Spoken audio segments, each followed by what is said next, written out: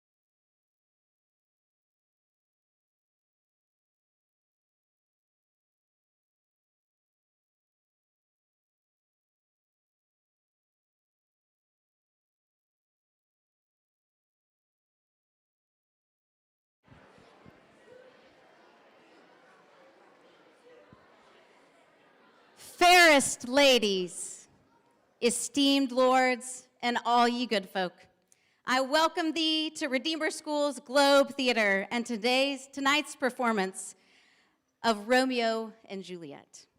We are but humble witnesses to two star-crossed lovers who, though from warring houses, join in spirit, yet whose piteous fate brings an end to their parents' strife.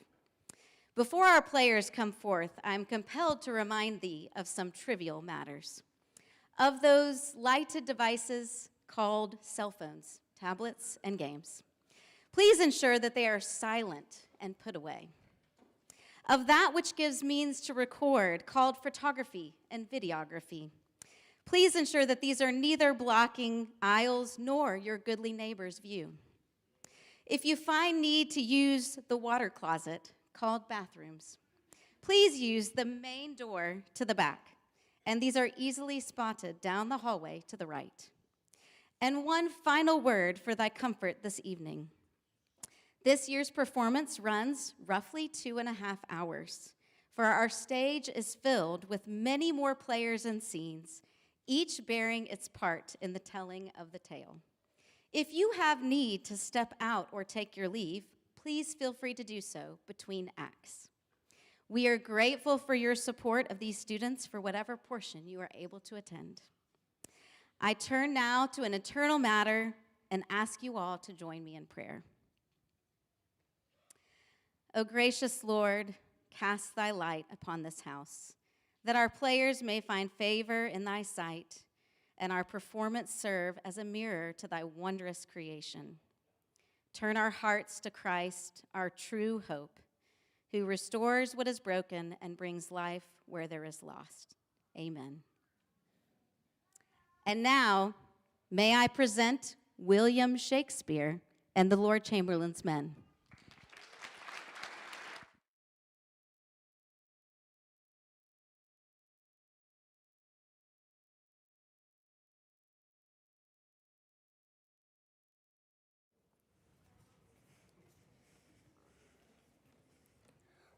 Welcome to the Globe Theatre, the finest theatre in London.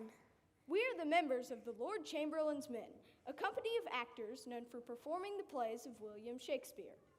My name is William Shakespeare. I was a playwright, poet, and actor of standing.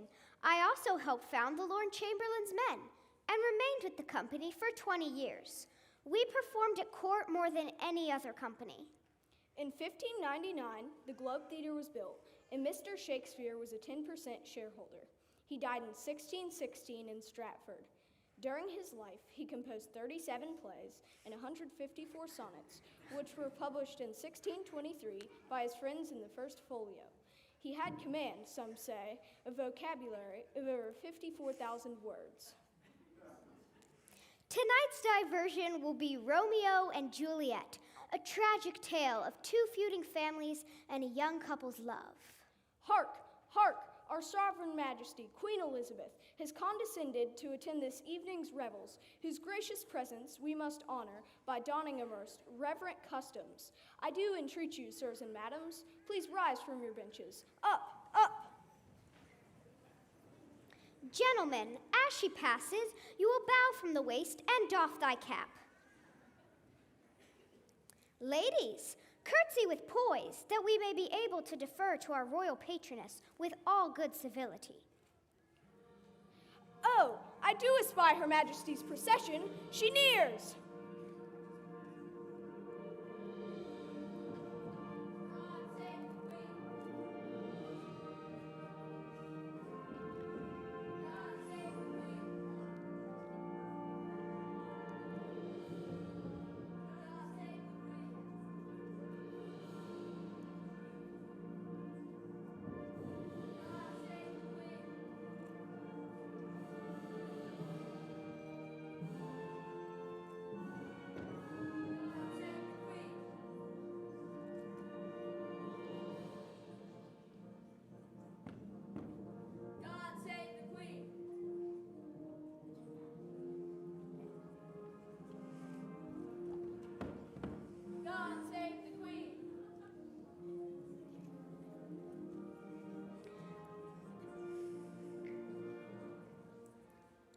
welcome, Your Majesty, to our humble theater.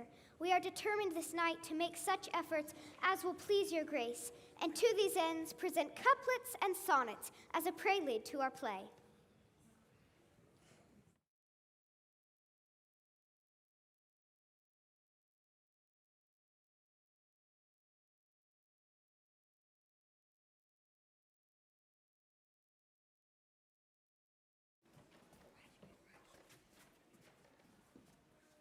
Sonnet 18 by William Shakespeare. Shall I compare thee to a summer's day? Thou art more lovely and more temperate. Rough winds do shake the darling buds of May, and summer's lease hath all too short a date. Sometime too hot the eye of heaven shines, and often is his gold complexion dimmed. And every fair from fair sometimes declines, by chance or nature's changing course untrimmed. But thy eternal summer shall not fade, nor lose possession of the fair thou owest, nor shall death brag thou wanderest in his shade, when in eternal life to time thou growest. So long as men can breathe, their eyes can see, so long lives this, and this gives life to thee.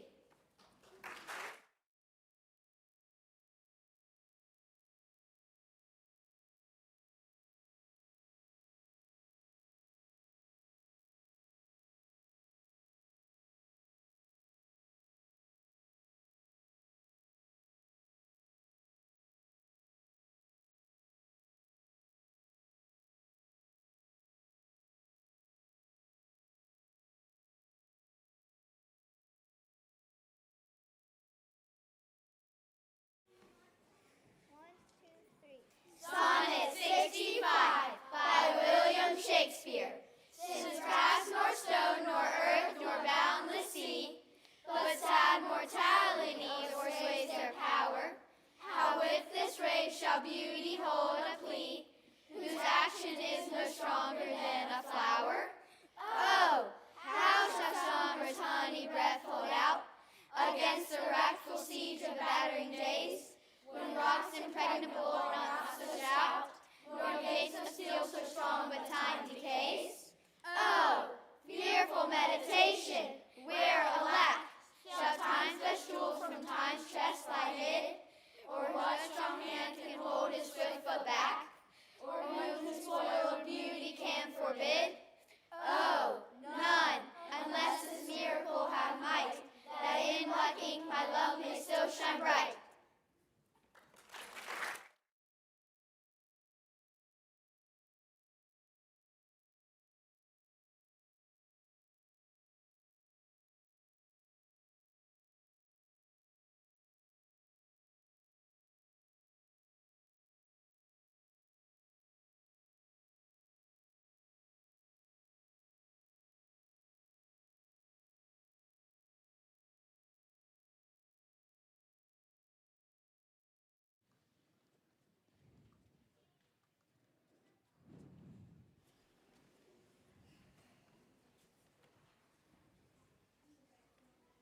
Romeo and Juliet, an introduction to the play in couplets.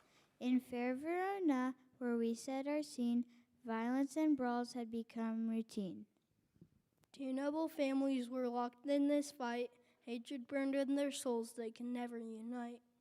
One was called Capulet, the other Montague, and neither household would change its view.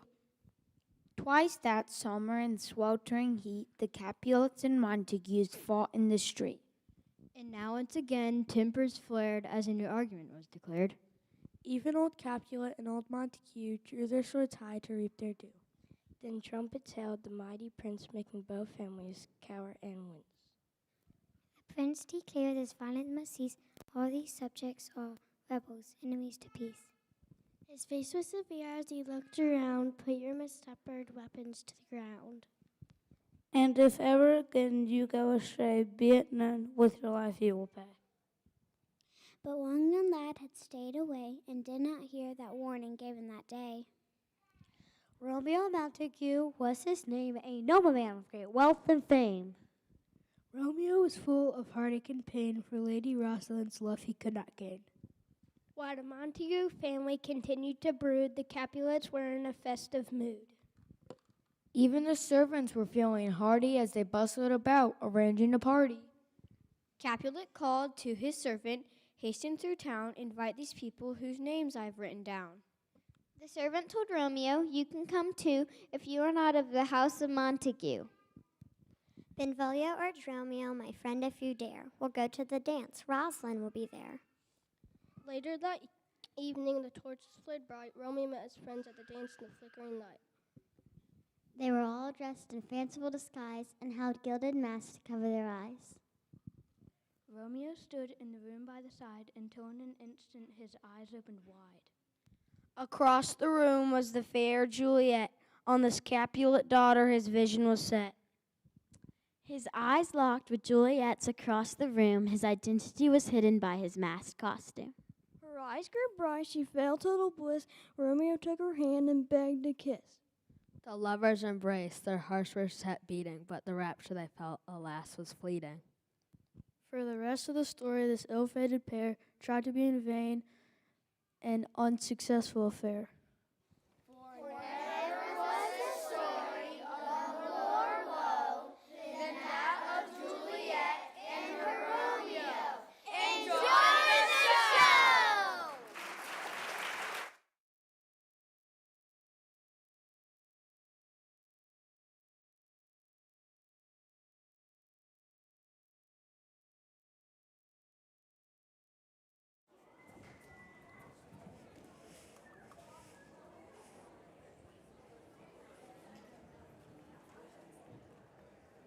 Let the play commence!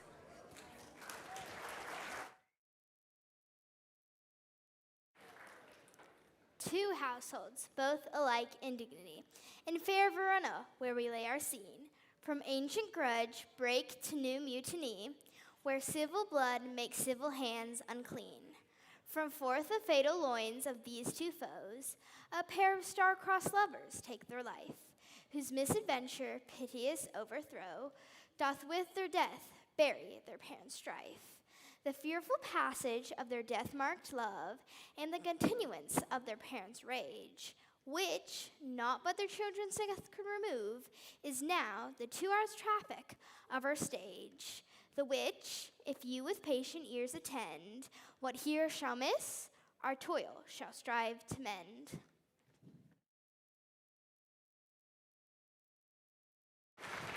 No, for then we should be colliers. I mean, if we be collar, we'll draw. Aye, while you live, draw your neck out, O the collar. I strike quickly, being moved. But thou art not quickly moved to strike. A dog of the house of Montague moves me. To move is to stir, and to be valiant is to stand. Therefore, if thou art moved, thou runneth away. A dog of that house shall move me to stand.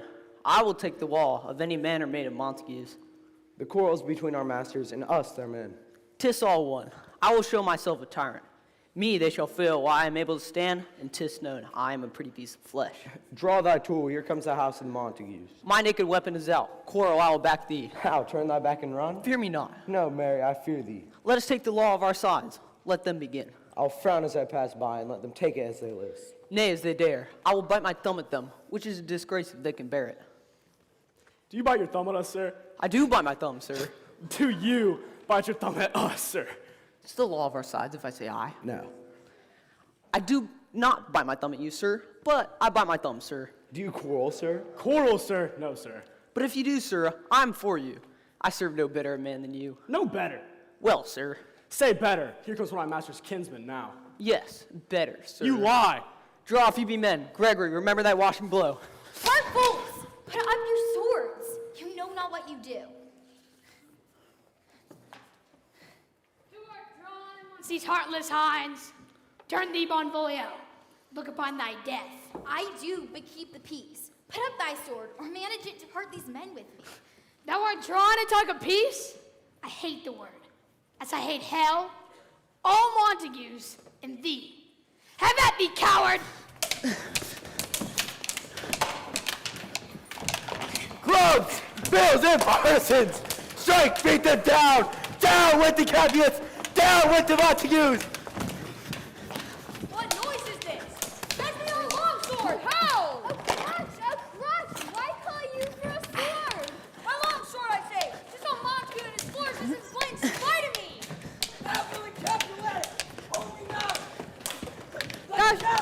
Thou shalt not stir 1 foot to seek a foe. Rebellious subjects, enemies to peace, profaners of his neighbor's stained steel. Will they not hear? What? Oh, you men, you beasts, on pain of torture from those bloody hands, throw you mistempered weapons to the ground, and hear the sentence of removed prince.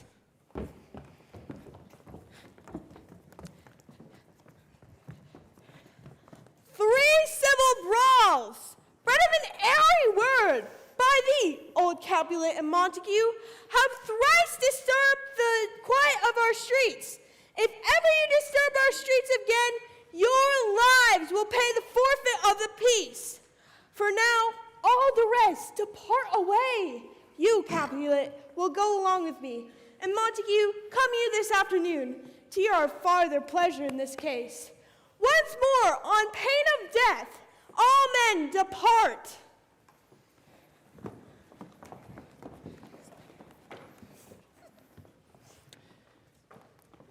Who set this ancient quarrel into a broach? Speak, nephew, niece, were you by whence it began? Here were the servants of your adversary, and yours, close fighting ere I did approach. I drew to part them, but in the instant came that fiery Tybalt with his sword prepared. While we were interchanging thrusts and blows, came more and more, and fought on part and part, till the prince came, who parted either part. Oh, where is Romeo? Saw you him today? Right glad I am he was not at this fray. Madam, an hour before the worship's sun peered forth the golden window of the east, a troubled mind drave me to walk abroad, where underneath a grove of sycamore that westward rooteth from the city side. So early walking did I see your son, and towards him I made, but he was ware of me, and stole into the cover of the wood. Many a morning hath been seen with tears augmenting the fresh morning's dew. Black and portentous must his humor prove, unless good counsel may the cause remove. My noble uncle, do you know the cause? I neither know of it nor can learn of him. Have you importuned him by any means? Both by myself and many others, but he, his own affections counselor, is to himself. Could we but learn from whence his sorrows grow, I would, as willingly, give cures known. See, where he comes. So please you step aside. I'll know his grievance or be much denied. I would thou wert so happy by thy stay to hear true shrift. Come, madam, let's away. Good morrow, cousin. Is the day so young? But new struck 9. Ay me, sad hours seem long. Was that my father that went so fast? It was. What sadness lengthens Romeo's hours? Not having that which having makes them short. In love? Out.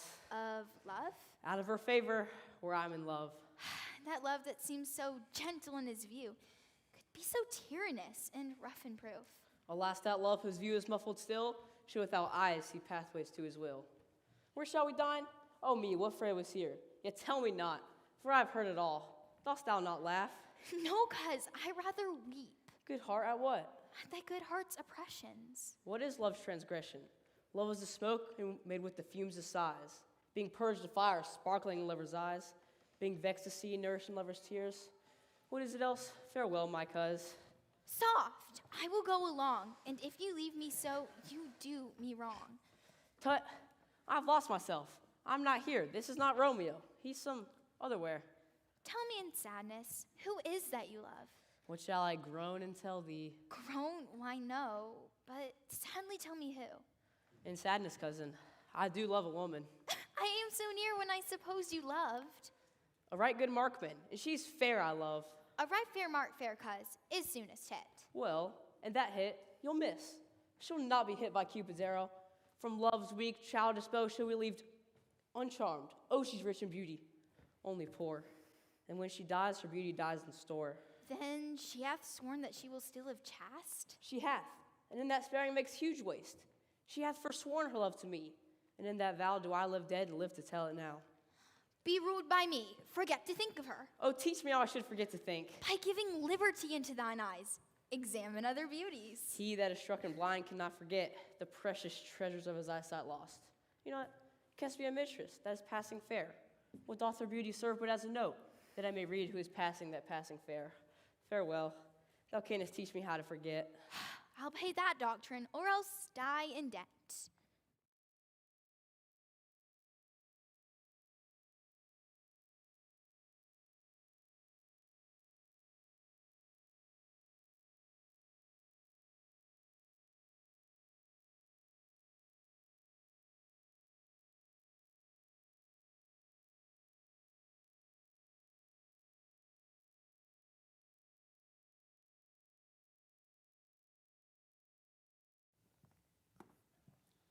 For Montague and I are bound in penalty alike.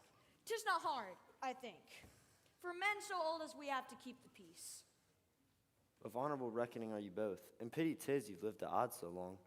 Now, my lord, what say you to my suit? Over as I said before, my daughter is a stranger to the world. Wait 1, no, 2 summers to wither away their pride.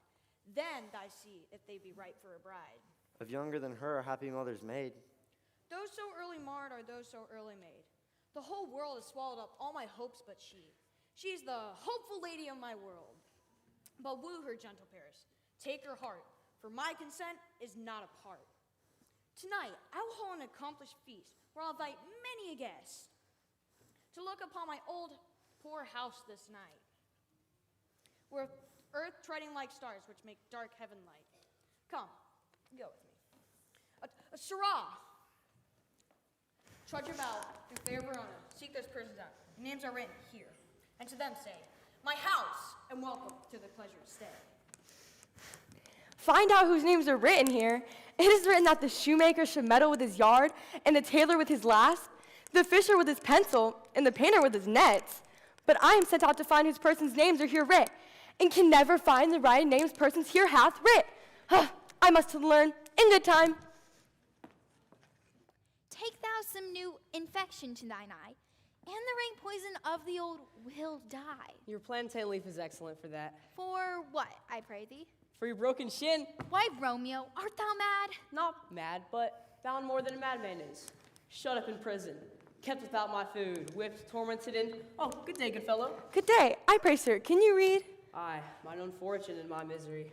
Perhaps you've learned it without a book, but I pray, can you read anything you see? Aye, if I know the letters in the language. Ye say honestly. Rest you may. Stay, fellow, I can read. Signor Martino and his wife and daughters, County Anselmo and his beauteous sisters, the lady widow of Ultrava, Signor Plantino and his lovely nieces, Mercutio and his brother Valentine, mine uncle Capulet and his fair wife and daughters, my fair niece Rosalind, and Livia, Signor Valentino and his cousin Tybalt, Lucio and the lively Helena, a fair assembly. Whither should I come? Up. Whither to supper? To my house. Whose house? My master's. Oh, indeed. I should have asked you that before. Now, I'll tell you without asking. My master is the great rich Capulet, and if you be not at the house of Montagues, I pray come and crush a cup of wine.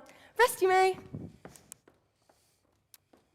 At this same ancient feast of Capulets sups the fair Rosalind whom thou so lovest. Go thither with untainted eye, and compare face to some that I shall show, and I will make thee think thy swan a crow. One fairy than my love? The all-seeing sun never saw that first match, 'tis the first world begun. Tut, you saw her fair, none else being by, herself poised with herself in either eye. But in that crystal scales, let there be weighed your lady's love against some other maid. Soft, I will go along, with no such sight to be shown, but rejoice in splendor of my own.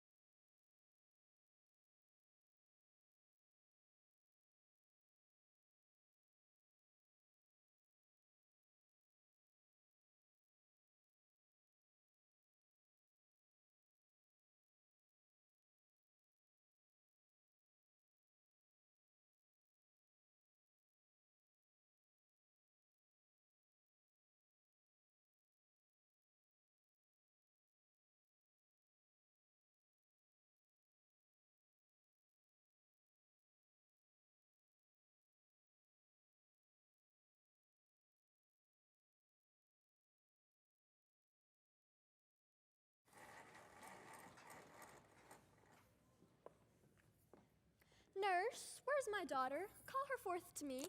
I bade her come. What lamb? What ladybird? God forbid. Where's this girl? What Juliet? Oh no, who calls? Your mother. Madam, I'm here. What is your will? This is the matter. Nurse, give leave while. We must talk in secret. Nurse, come back again. I have remembered me. Thou's hear our counsel. Thou knowest my daughter's of a pretty age. Faith, I can tell her age of 2 an hour. She's nigh come of age. How long is it now till Lammas tide? A fortnight and odd days. Come Lammas eve, and at night she shall be of age. Susan and she, God rest all Christian souls were of age. Well, Susan is with God. She was too good for me. Yet Juliet is the prettiest babe here I nursed. And I might live to see her married once. I have my wish. Mary, that Mary is the very theme I came to talk of. Tell me, daughter Juliet, how stands your disposition to be married? It is an honor that I dream not of. An honor, I mean. Well, think of marriage now. Younger than you, here in Verona, ladies of esteem are made already mothers. Thus, then in brief, the valiant Paris seeks you for his love. A man, young lady, such a man, and all the world weighs in wax. Verona's summer hath not such a flower. Nay, he's in flower, and faith, a very flower. What say you? Can you love the gentleman? This night you shall behold him at our feast. Read o'er the volume of young Paris' face, and find delight writ there with beauty's pen. Examine every merry lineament, and see how one another lends content. And what obscured in this fair volume lies, find written in the margent of his eyes, this precious book of love, this unbound lover, to beautify him only lacks a cover. The fish lives in the sea, and 'tis much pride, for fair without the fair within to hide. That book in many's eyes doth share the glory, that in gold clasps locks in the golden story. So shall you share all that he doth possess, by having him making yourself no less. Speak briefly, can you like of Paris love? I'll look to like, if looking liking move, but no more deep lie and dart mine eye than your consent gives strength to make it fly. Madam, the guests are come, supper served up, you called, my young lady asked for, the nurse cursed in the pantry, and everything in extremity. I must hence to wait, I beseech you follow straight. We follow thee. Go, girl! Seek happy nights, happy days!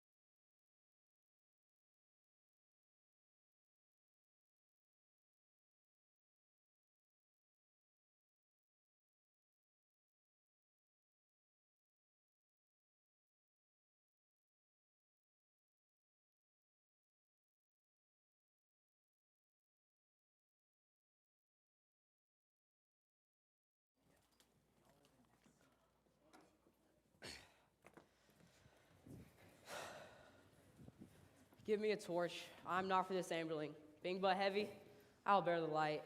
Nay, gentle Romeo, we must have you dance. Not I, believe me. You have dancing shoes with nimble soles. I have a soul of lead, so stakes me to the ground. I cannot move. You're a lover. Borrow Cupid's wings and soar them above a common bound. Under love's heavy burden, do I sink? And to sink in it, should you burden love? Too great oppression for a tender thing. Is love a tender thing? Nah, too rude, too rough, too boisterous, and it pricks like thorn. If love be rough with you, be rough with love. Prick love for pricking and beat love down. Give me a case to put my visage in. A visor for a visor. Come knock and enter, and no sooner in, let every man betake him to his legs. A torch for me. Let wanton's light of heart tickle the senseless rushing from your heels. I'll be a candle holder and look on. The game was near so fair. I'm done. Come, we burn daylight. Ho! Nay, that's not so. I mean, sir, in delay, we waste our lights in vain. Light lights by day? Take our good meaning, for our judgment sits 5 times in that air once in our 5 wits. And we mean well going to this mask, but 'tis no wit to go. And why, may one ask? I dreamt a dream tonight. And so did I. Well, what was yours? That dreamers often lie. In bed asleep, doing things, dream things true. Oh. I see. Queen Mab hath been with you. She is the fairy's midwife. She comes in shape no bigger than an agate stone on the forefinger of an ottoman, drawn by a team of little Tom Ivermans' noses as they lie asleep. Her wagon spokes, made of long spinner's legs. Her cover, the wings of grasshoppers, and her traces of the smallest spider silk. Her colors of moonshine's watery beams. Her whip is of cricket bone and her lash of film. Her wagoner is a small gray-coated gnat, not half as big as a round little worm pricked from the lazy finger of a maid. Her chariot is an empty hazelnut. In this state, she gallops not by night. Through lovers' brains, they dream of love. Over courtiers' knees, and they dream on curtsy straight. Over lawyers' fingers, and he dreams on straight fees. Sometimes she gallops over lawyer's nose, and he dreams of smelling out a suit. But sometimes she gallops over a soldier's neck.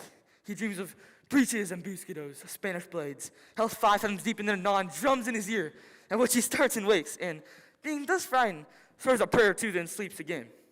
This is that very Queen Mab. Peace, Mercutio, peace. Thou talkest to nothing. True, I'll talk of dreams, which are the children of an idle mind, but God of nothing but vain fantasy.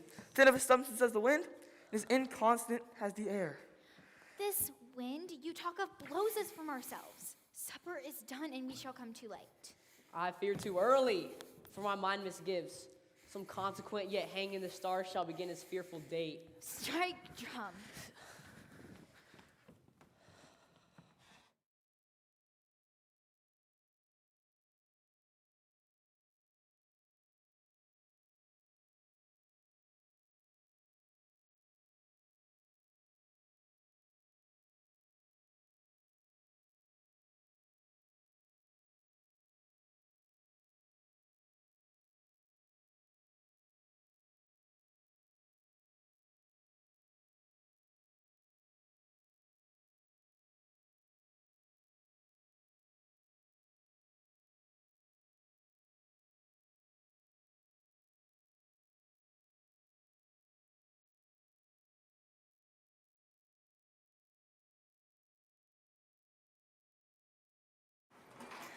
Away with the joined stools, remove the core cupboard, look to the plate. Good thou, save me piece of marchpane, as thou loves me. Let the porter let in Susan Grindstone and nail. Anthony! Ready. You are looked for and called for, asked for and sought for, in the great chamber. I cannot be here and there too. Cheerly, boys, be brisk a while, and the longer liver take all.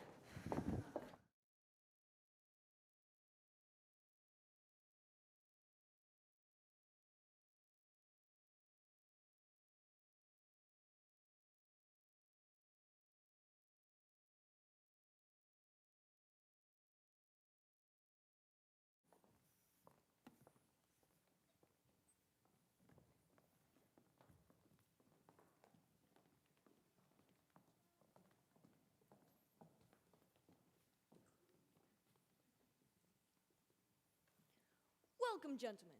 For I've seen the day I've worn a visor, and could tell a fair lady's ear, 'tis gone, 'tis gone, 'tis gone. Welcome, gentlemen. Come, musicians, play.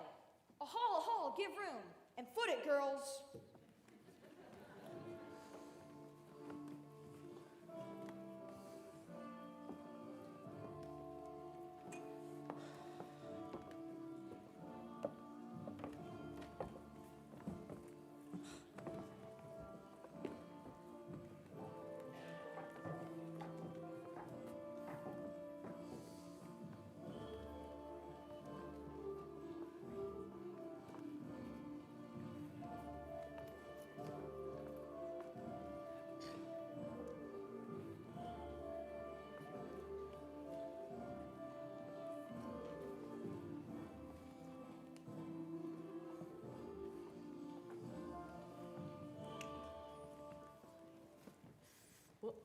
lady is that, which doth enrich the hand of yonder knight? I know not, sir. Oh, she doth teach the torches to burn bright. It seems she hangs upon the cheek of night, as rich as jewel in Ethiop's ear, beauty too rich for earth too dear. Oh, did my heart's love till now forswear its sight? For I ne'er saw true beauty till this night. This by his voice should be a Montague. Fetch me my rapier, boy! What dares the slave come hither, covered with an antic face, to fleer and scorn at our solemnity? Now by the stock and honor of my kin, to strike him dead and hold it not a sin. How now, kinsman? Wherefore storm you so? Uncle, this is a Montague, our foe, a villain that has come hither in spite to scorn at our solemnity this night. Young Romeo, is it? Tis he, that villain Romeo. Content thee, gentleman, cuz. Be patient. Let him alone. Verona brags of him. Hold other youth that were not for the wealth of this town. For in my house we give him disparagement. Take no note of him, for it is my will. And if thou wilt respect, put off these frowns, for an ill-beseemed presence for a feast. If it's for such a villain as our guest, I'll not endure him. Well, boy, he shall be endured. Am I the master here, or you? Go to! Why, uncle, it 'tis a shame. You're a saucy boy, isn't so indeed? I'll make you quiet. What? Surely my heart! Patience perforce with a willful collar greeting makes my flesh tremble in its different greeting. I will withdraw, but this intrusion shall, now seeming sweet, convert to bitter gall. If I profane with my unworthiest hand the holy shrine, the gentle sin is this: my lips, two blushing pilgrims, ready to stand to smooth the rough touch with a tender kiss. Good pilgrim, you do wrong your hand too much, which mannerly devotion shows in this. For saints have hands that pilgrims' hands do touch, and palm to palm is holy palmer's kiss. Have not saints lips and holy palmers too? Aye, pilgrim, lips that they must use in prayer. Oh, then let lips do what hands do. They pray. Grant thou lest faith turn to despair. Saints do not move, though grant for prayer's sake. Then move not while prayer's effect I take. Thus from my lips by thine my sin is purged. Then have my lips the sin that they have took. Sin from thy lips, O trespass me urge, give me my sin again. Oh, you kiss by the book. Madam, your mother craves a word from you. Wait, what is her mother? Mary Bachelor. Her mother's the lady of the house. Is she a Capulet? Oh, dear Count, my life's dead as a foe. Away, begone, the sport is at its best. Aye, the more is at mine rest. Thank you, honest gentlemen. Good night. More torches here. Come then, let's to bed. Ah, sirrah, by faith, it waxes late. It'll be my rest. Come hither, nurse. What is yon gentleman? The son and heir of old Tiberio. What is he that now is going out of door? Marry that, I think, be young Petruchio? What is he that follows that would not dance? I know not. Go ask his name. If he be married, my grave is like to be my wedding bed. His name is Romeo and Montague, the only son of your great enemy. My only love sprung from my only hate. Too early seen unknown and known too late. Prodigious birth of love it is to me that I must love a loathed enemy. What's this? What's this? Oh, a rhyme I learned even now of one I danced with all. A nun. Come, let's away. All strangers are gone.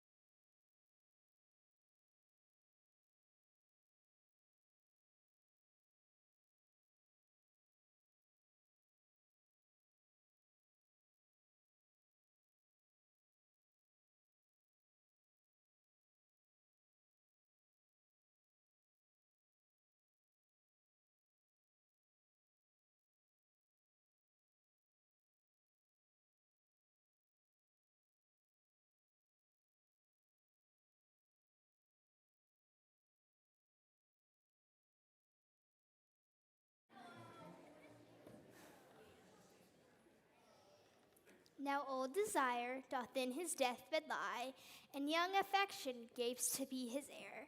That fair that which love groaned for and would die, with tender Juliet matched, is now not fair.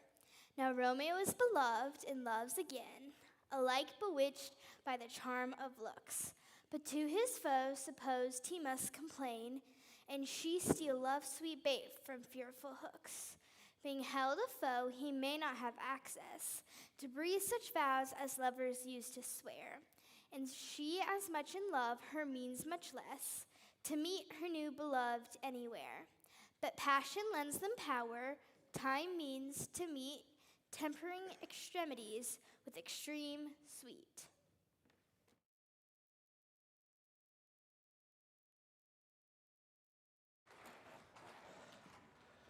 Can I go forward when my heart is here? Romeo! My cousin Romeo! Romeo! He is wise, and all my life hath stolen home to bed. He ran this way and left this orchard wall. Call good Mercutio. Nay, and I'll conjure too. Romeo! Madman! Humors! Passion! Lover? Appear thou to us in likeness of a sigh. Cry but ah me, speak but love in dove. He heareth not, he moveth not, he stirreth not. Dape is dead, and I must conjure him. I conjure thee by Rosalind's bright eyes, by her high forehead and her scarlet lip, that in thy likeness thou would appear to us. And if he hears thee, thou will anger him. This cannot anger him. 'Twould anger him to raise a spirit of some strange nature in his mistress's circle, letting it there stand till she had conjured and laid it down. That were some spite. Come. My invocation is fair and honest, and in his mistress's name, I conjure only but to raise him up. Come, he hath hidden himself among these trees to be consorted with the humorous night. Blind is love, and best befits the dark. If love be blind, love missed the mark. Oh, alas, poor Romeo, that she were in love with thee. Come, shall we go? Go then, for 'tis vain to seek him here when he means not to be found.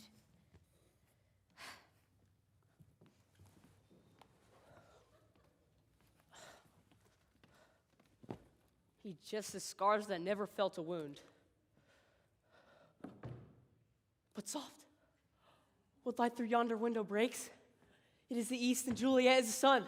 Arise, fair sun, and kill the envious moon, who is already sick and pale with grief, that thou, her maid, art far more fair than she be not her maid, since she is envious. Her vessel livery is but sick and green, and none but fools do wear it. Oh, cast it off. Oh, it is my lady. Oh, it is my love. Oh, that she knew she were. She speaks, yet she says nothing. What of that? Her eye discourses. I will answer it. I'm too bold. 'Tis not to me she speaks. Two of the fairest stars in all of heaven, having some business, do entreat her eyes to twinkle in their spheres to their return. What if her eyes were there? They in her head. The brightness of her cheek would shame those stars. As daylight doth the lamp, her eyes in heaven would through the airy rain stream so bright that the birds, they would sing and think it were not night. Oh, see how she leans her cheek upon thy hand. Oh, that I were a glove upon thy hand, that I might touch that cheek. Ay me. She speaks. Oh, speak again, bright angel. For thou art as glorious being over my head than a winged messenger of heaven.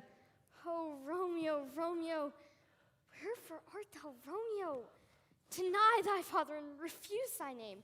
Or if thou wilt not, be but sworn my love, and I'll no longer be a Capulet. Shall I hear more, or shall I speak of this? 'Tis but thy name that is my enemy. Thou art thyself, though not a Montague.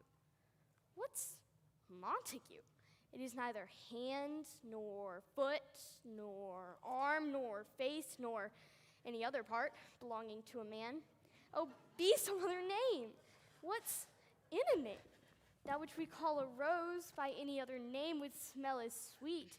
So Romeo would, were he not Romeo called, retain that dear perfection which he owes without that title. Romeo, doff thy name, and for that name which is no part of thee, take all myself. I take thee at thy word. Call me but love, and I will be baptized. Henceforth I will never be Romeo. What man art thou, that thus bescreened a knight, so stumblest on my counsel? My name, dear saint, is hateful to myself, because of enmity to thee. Had it written, I would tear the word. My ears have not yet drunk 100 words of this tongue's utterance, yet I know the sound. Art thou not Romeo and a Montague? Neither, fair maid, if neither thee dislike. How camest thou hither? Tell me, and wherefore? The orchard walls are high and hard to climb, and the place death, considering who thou art, if any of my kinsmen were to find thee here. By love's light wings that outperch these walls, for stony limits cannot hold love out in what dares love attempt. Therefore, those kingsmen are no stop to me. If they do see thee, they will murder thee. Alack, there lies more pearl in thy eye than 20 other swords. Look thou but sweet, I am proof against their enemy. I would not for the world they saw thee here. I have night's cloak to hide me from their eye. If they find me here, my life better ended by their hate than death prorogued, wanting for thy love. By whose direction foundest out this place? By love that first did prompt me to inquire. He lent me counsel, and I lent him eyes. Thou knowest the mask of night is on my face, else would have made him blush, repaint my cheek, for what thou hast heard me speak tonight. Fain would I dwell on form, fain, deny what I have spoke. But farewell compliment. Dost thou love me? I know thou wilt say aye, and I will take thy word. Yet if thou swearest, thou mayest prove false. At lovers' perjuries they say Jove laughs. Oh, gentle Romeo, if thou dost love, pronounce it faithfully. Or if thou thinkest I am too quickly won, I'll frown and be perverse and say thee nay, so thou wilt woo. Lady, by yonder bless the moon I vow, with silver all these fruit treetops. Swear by not by the moon, the inconstant moon, that monthly changes in her circled orb, lest thy love prove likewise variable. Well, what shall I swear by? Do not swear. Or if thou wilt, swear by thy gracious self, and I'll believe thee. If my heart's dear love. Well, do not swear. Although I joy in thee, I have no joy in this contract tonight. It is too rash, too sudden, too unadvised, too like the lightning, which doth cease to be ere one can say, it lightens. Sweet good night. This bud of love by summer's ripening breath may prove a beauteous flower when next we meet. Good night, as sweet repose and rest come to thy heart as that within thy chest. Oh, without leaving you so unsatisfied? What satisfaction canst thou have tonight? The exchange of love's faithful vow for mine. I gave it to thee before thou didst request it. But I would it were to give again. Wouldst thou withdraw it? For what purpose, love? But to be frank, and give it to thee again. I hear some noise within. Dear love, adieu. Juliet! Anon, good nurse. Sweet Montague, be true. Stay but a little. I will come again. Oh, blessed, blessed night. Being a night, I'm afeard all this is but a dream. 3 words, dear Romeo, and good night if deed. If that thy bent of love be honorable, thy purpose marriage, send me word tomorrow. Madam! Come, anon. But if thou meanest not well, I do beseech thee. Madam! By and by I come, to cease thy strife and leave you to my grief. Tomorrow will I send. So thrive my soul. 1,000 times good night. 1,000 times the worse to want thy light.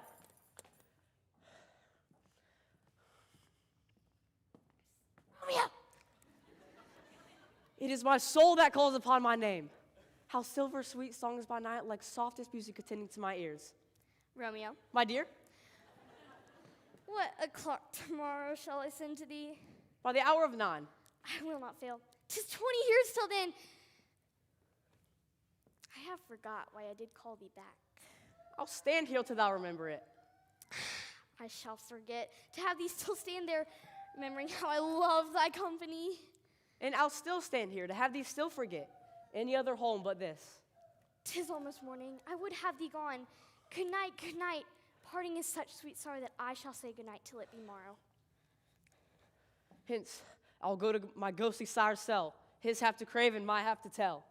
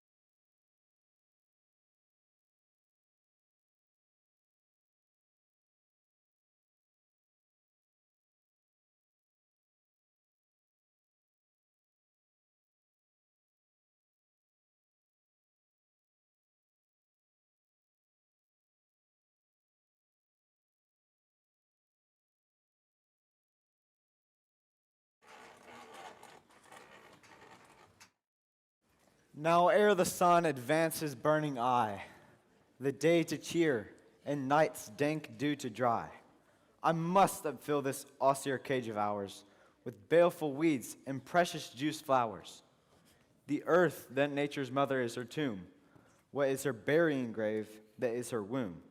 And from her womb, children of divers kind, we nursing on her natural bosom find many for many virtues excellent, none but for some, and yet all different. For not so good, but strained from that fair use, revolts from true birth, stumbling on abuse. Virtue itself turns vice being misapplied, and vice sometimes by action dignified. Within the infant rind of this weak flower, poison hath residence and medicine power. Two such opposed kings encamp them still, and man as well as herbs, grace and rude will. And where the worser is predominant, full soon the canker death eats up that plant. Good morrow, Father. Benedicite! What early tongue so sweet saluteth me? Young son, it argues a distempered head, so soon to bid good morrow to thy bed. Thy earliness doth me assure that thou uprousest some distemperature. Or, if not so, then here I hit it right. Our Romeo hath not been in bed tonight. The last is true. The sweeter rest was mine. God pardon sin. Wast thou with Rosalind? With Rosalind, my ghostly father? No, I've forgotten that name, and that name's woe. That's my good son, but where hast thou been then? I'll tell thee ere thou ask me again. For I have been feasting with my enemy, whereon some behalf has wounded me, that's by me wounded. Within our remedies my holy physic lies. Be plain, good son, and homely in thy drift. Riddling confession finds but riddling shrift. Then plainly know my heart's dear love is set on the fair daughter of rich Capulet. So mine is set on hers, and hers is set on mine. And what savest thou wast combined, and by holy marriage this I pray, that thou consent to marry us today. Holy Saint Francis, what a change is here. Is Rosalind, that thou didst love so dear, so soon forsaken? Young men's love lies not truly in their hearts, but in their eyes. The sun, not yet thy sighs from heaven clears. Thy old groans yet ring in mine ancient ears. Lo, here upon this cheek the stain doth sit, of an old tear that is not washed off yet. And art thou changed? Thou chidest me off for loving For Rosalind, doting, not for loving, pupil mine. and baddest me bury love. Not in a grave, to laying one another out to have. I pray thee, chide me not. I love her now. Doth grace for grace and love for love allow. Oh, The other did not so. Oh, she knew well thy love did read by rote, which could not spell. But come, young waver, come go with me, and in one respect I'll thy assistant be. For this alliance may so happy prove, to turn your household's rancor into pure love. Oh, let us hence. I stand on sudden haste. Wisely and slow, they stumble that run fast. Yes, Father.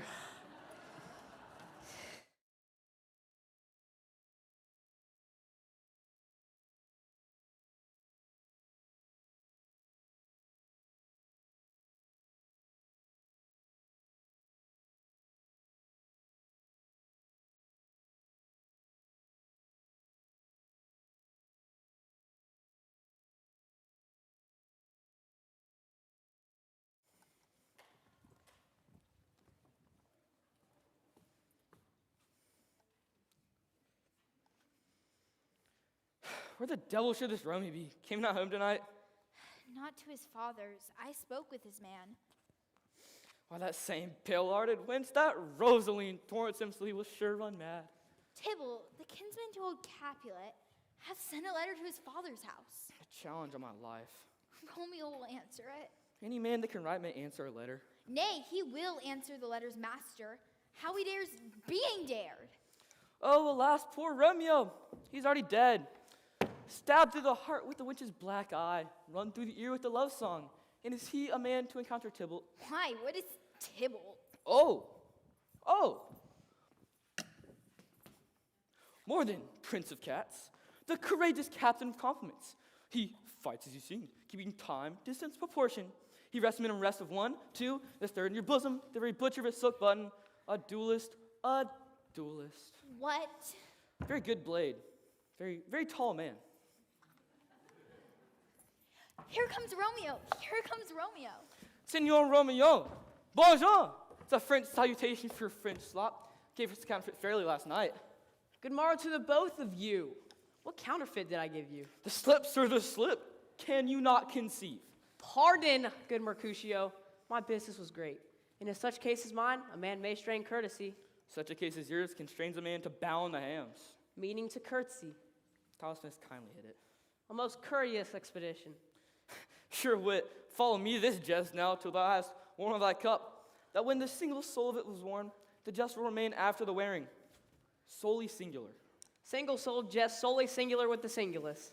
Come between this good Bivolio, my wits faint. Swits and spurs, they'll cry a match. Nay, and if thy wits run the wild goose chase, I am done. Now is this not better than groaning for love? Now thou art sociable, now thou art Romeo, now thou art what thou art. By art as well as nature. For this driveling love is like a great natural that runs lolling up and down to hide his bauble in a hole. Stop there, stop there. Thou desirest me to stop my tail against the hair? Thou also made thy tail large. Thou art deceived. For I was to indeed make my tail short and occupy the argument no longer. Here's a goodly gear, a sail, a sail. Tutu, a shirt and a smock. Peter. No? My fan, Peter.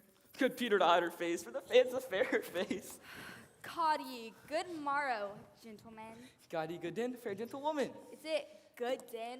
What a man are you? Gentlemen, can any of you tell me where I may find the young Romeo? I can tell you where young Romeo is, but he will be much older than when you have saw him before. I'm the founder of that name, for fault of a worse. Do you say well? Yea, is the worst well? Very well took in faith, wisely, wisely. If you be he, sir, I desire some confidence with you. She will invite him to some supper. A nag, so ho. What hast thou found? Nothing, sir, unless a horse or a shank kicking mare ready to be spent. Romeo, you come to your father's, we'll dinner thither. I will follow you. Farewell, ancient lady, for a lady. What saucy merchant was this that was so full of his ropery? A gentleman, nurse, that loves to hear himself talk, and he'll speak more in a minute than he will stand to in a month. And to speak anything against me, I'll take him down. And if I cannot, I'll bind those that shout. Scurvy knave, I'm none of his flirt gills, I'm none of his gainsmates. And thou must stand by too and watch me suffer every knave to taunt me at his pleasure. I saw no man taunt you at his pleasure. If I had, my weapon should quickly have been out. I warrant you, I dare draw as soon as another man. If I see occasion in a good quarrel, and the law on my side. I'm so vexed that every part about me quivers. Scurvy knave, pray you, sir, a word? But first, let me tell ye, if ye shall leave my lady in a fool's paradise, as I say, it was a very gross kind of behavior, as I say, and therefore, if ye shall deal double with her, which would be an ill thing to be offered to any gentlewoman, very weak dealing. Commit me to thy lady and mistress. I protest unto thee. Good heart, and in faith I will tell her as much. Lord, she'll be a joyful woman. What wilt thou say us, nurse? I Thou will dost not mark me. I will tell her that you do protest, which, as I take it, is a gentlemanlike offer. Bid her devise some means to come shrift this afternoon. There, at Friar Lawrence's cell, shrived and married. No, truly, sir, not a penny. And stay, good nurse, behind the abbey wall. Within this hour, my man shall be with thee, and bring thee towards me like a tackled stair, with a high tap a gallon of joy. Farewell, be trusty, and I'll quit thy pains. Farewell, commit me to thy mistress. Hark you, sir, God in heaven bless thee. What wilt thou say us, nurse? Is your man a secret? Did you near her say? Two may keep counsel, putting one away? I warrant thee, my man's as true as steel. Well, sir, my mistress is the sweetest lady. Lord, when 'twas a little prating thing. Oh, there's a nobleman in town, one Paris, that pain lay knife aboard. But she is like see a toad, a very toad is he. I anger sometimes and tell her that Paris is the proper man. But I'll warrant you, when I say so, she looks paler than the clout in the versal worlds. Commit me to thy lady. Aye, 1,000 times. Peter! Non? Before and apace.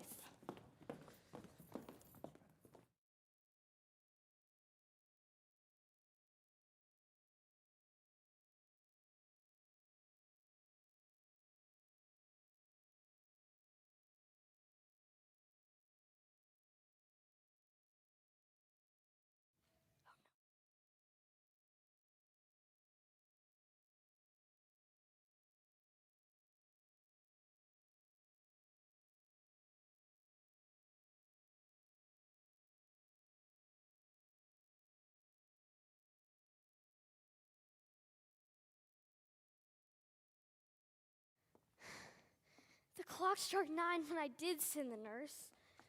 In half an hour, she promised to return. Perchance she cannot meet him. That's not so. Oh, she is lame.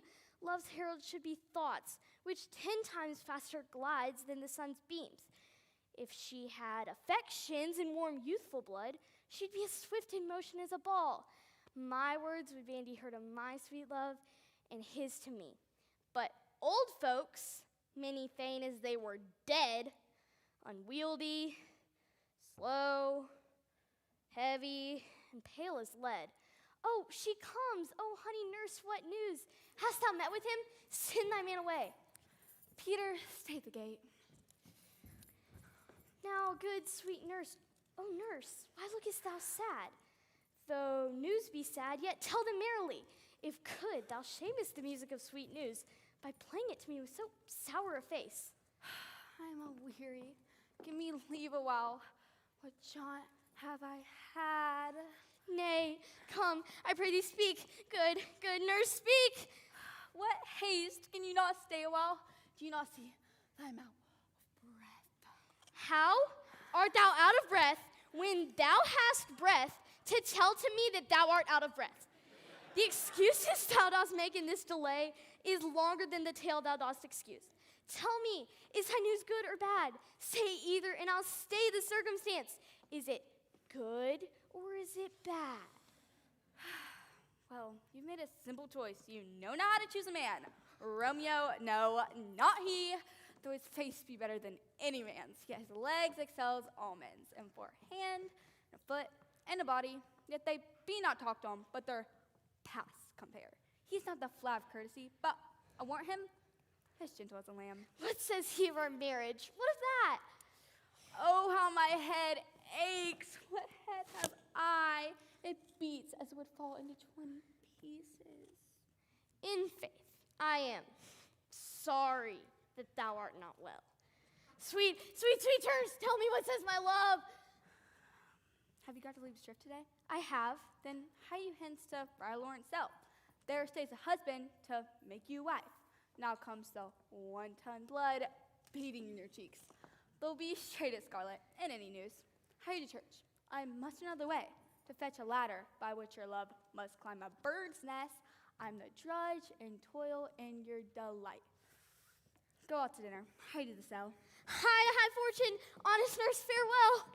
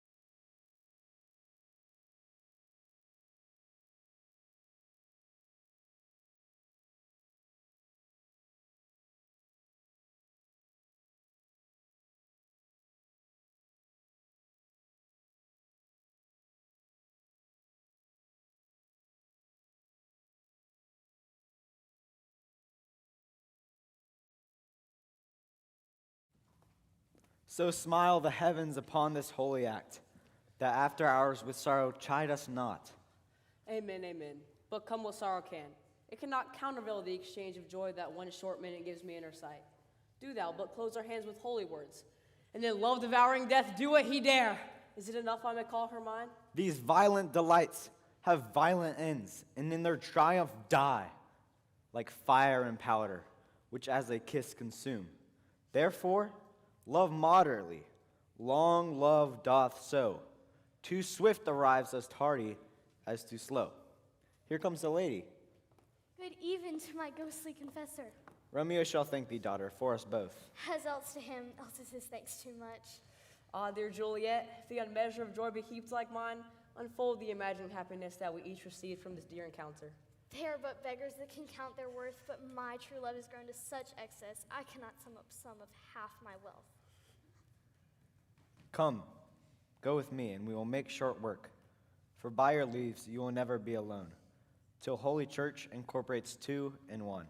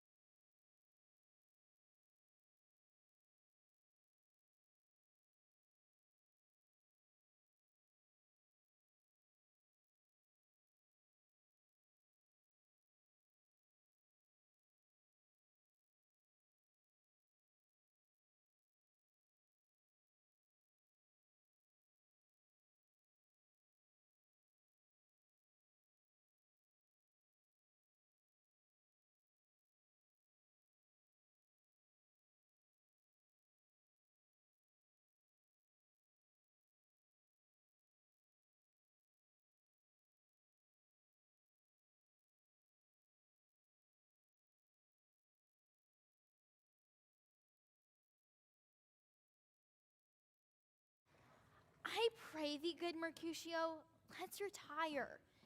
The day is hot, the Capulets abroad. Come. And if we meet, we shall not escape a brawl. For Now. in these hot days is the mad blood stirring. Thou art as hot as a jack in thy mood is in Italy. Soon moody to be moved, and as soon moved to be moody. And what too? And there were two such.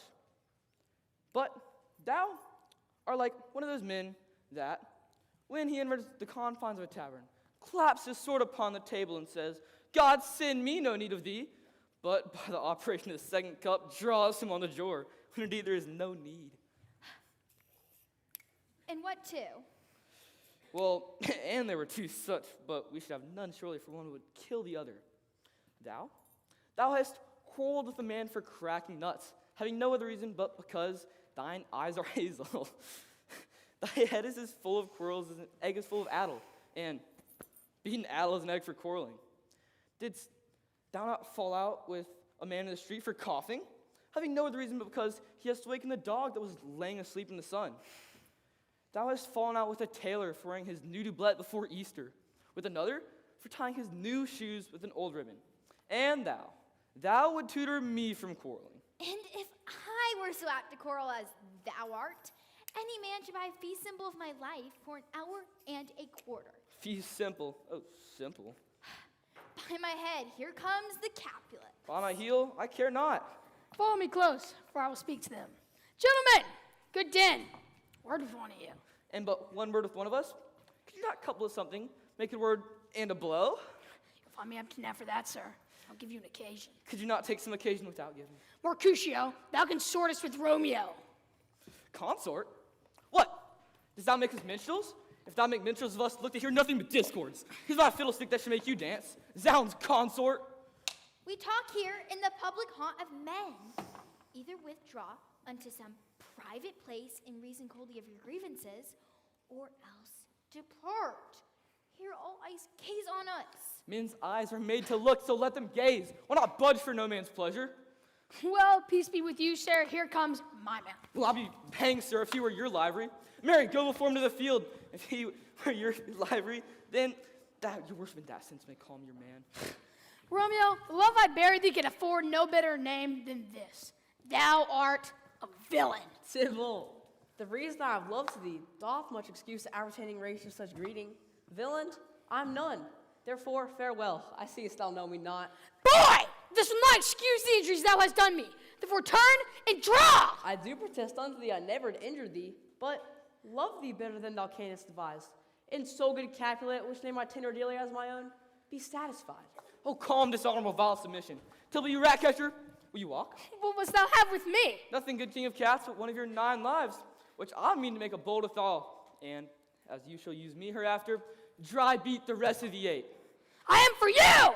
Gentle Mercutio, put that rapier up. Come, sir, your passado.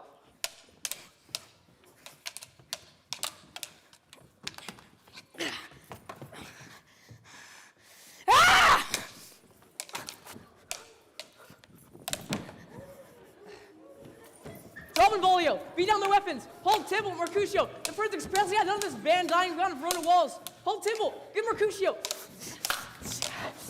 Calm it down. Ooh. I'm hurt. I'm hurt. A plague on both your houses. I'm spent. Is he gone and hath nothing? What? Art thou hurt? I scratch. Mercutio. This volume, oh my Lord.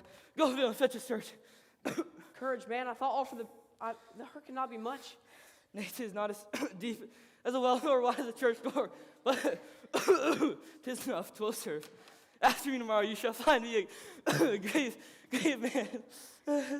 Zounds, a dog, a rat, a cat, a mouse, to scratch a man to death, a braggart, a rogue, a villain that fights by the books of arithmetic. Well, the devil you came between us. I was hurt under your arm. I thought all for the best. Help me into some house, but Julius, or I shall faint. I'll play out both your houses, I'm spent. They made his word of me, have it in soundly too. Your houses! This gentleman, the prince's near ally, my very friend, hath got his mortal hurt in my behalf. My reputation stained with Tibble's slander. Tibble hath been an hour been my cousin. Oh, sweet Juliet, thy beauty hath made me effeminate, as soft and as glorious steel.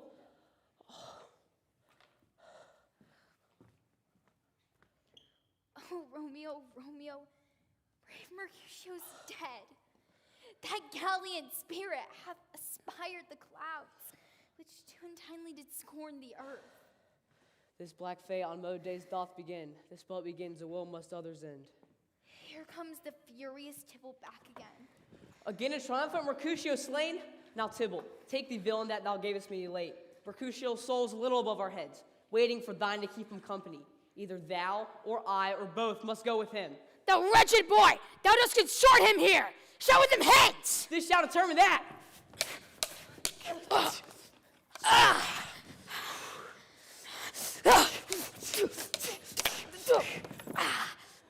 You want more?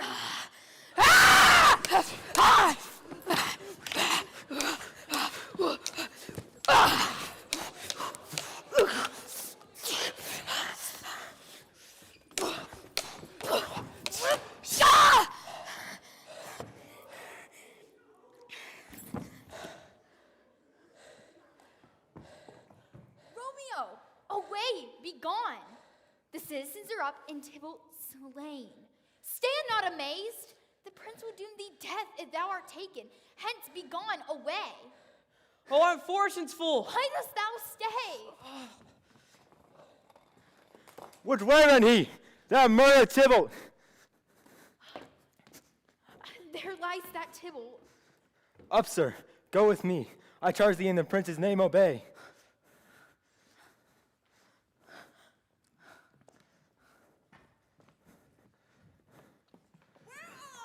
The vile beginners of this fray! Oh, noble prince, I can discover all the unlucky menage of this fatal brawl. Here lies the man, slain by young Romeo, who slew thy kinsman, brave Mercutio. Tibble, my cousin! Oh, my brother's child! Oh, prince! Oh, husband! Oh, the blood is spilled of my dear kinsman! Prince, as thou art true, for blood of ours shed blood of Montague! Benvolio, who began this bloody fray? Tibble, here slain, whom Romeo's hand did slay. Romeo, that spoke him fair, been to think how nice the quarrel was, and urge with all your high displeasure.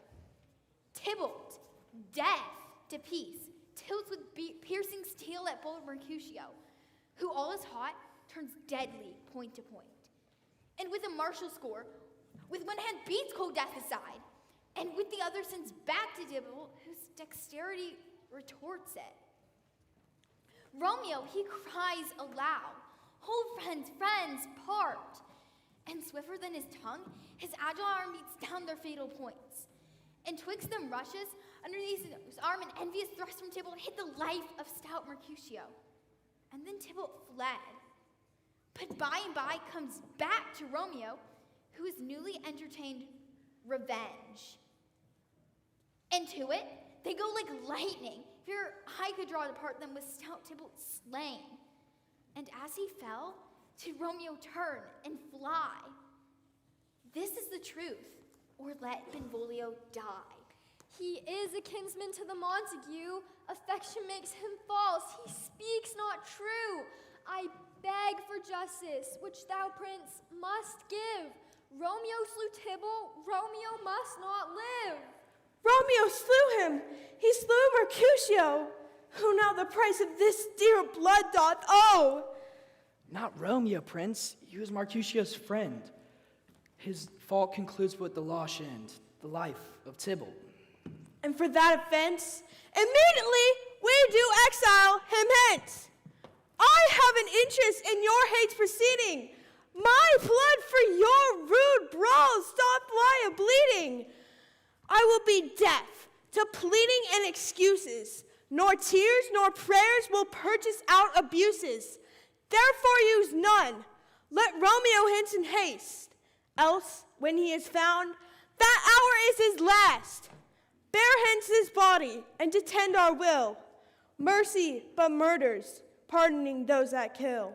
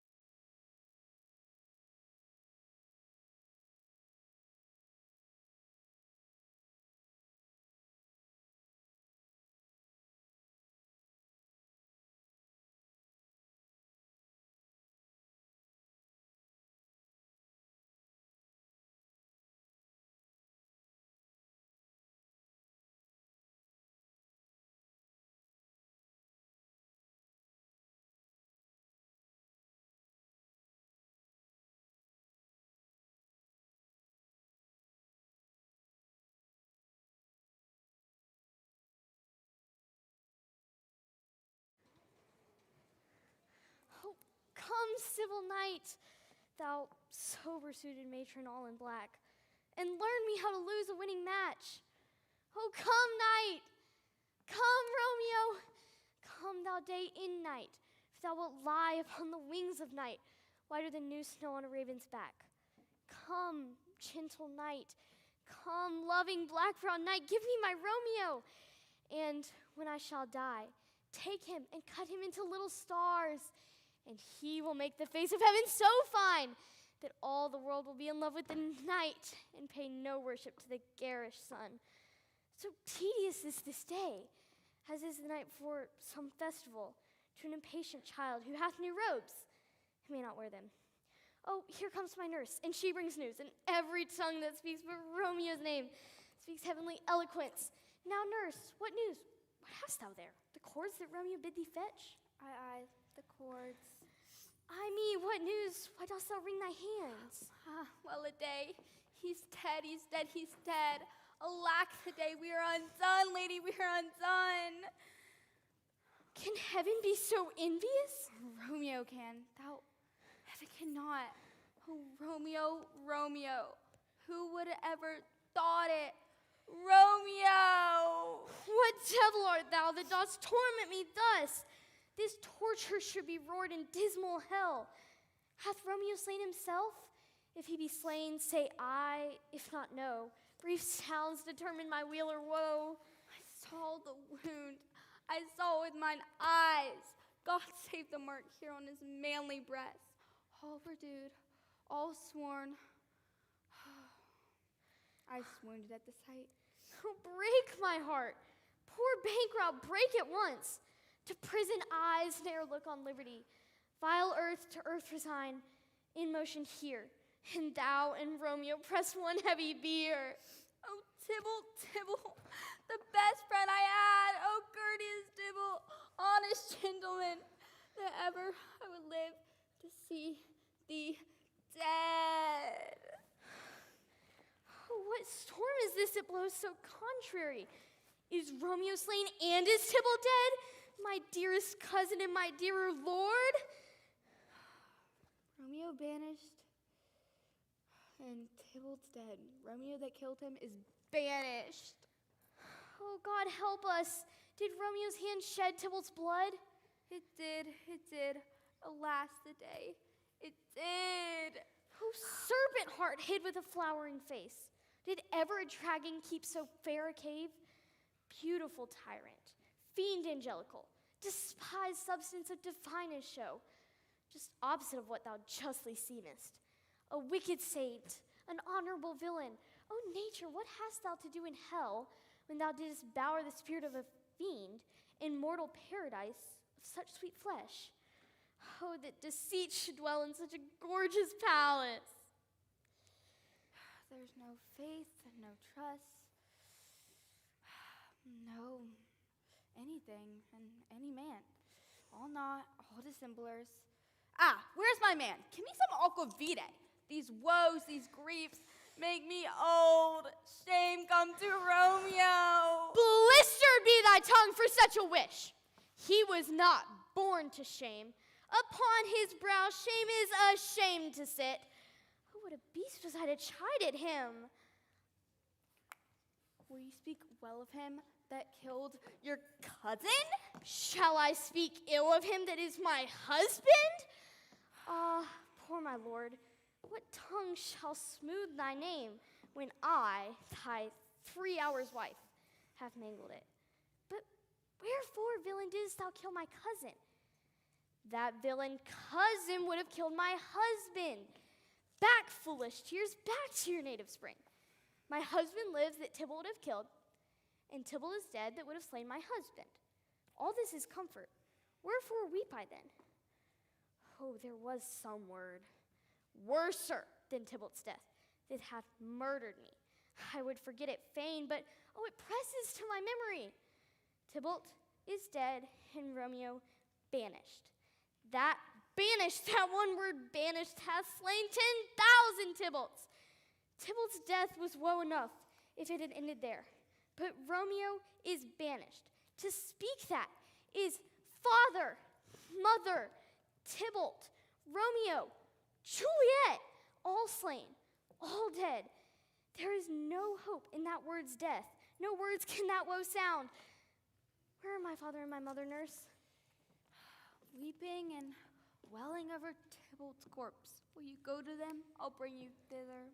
Wash they his wounds with tears. Mine shall be sent, and theirs are dry for Romeo's banishment. Pick up those cords.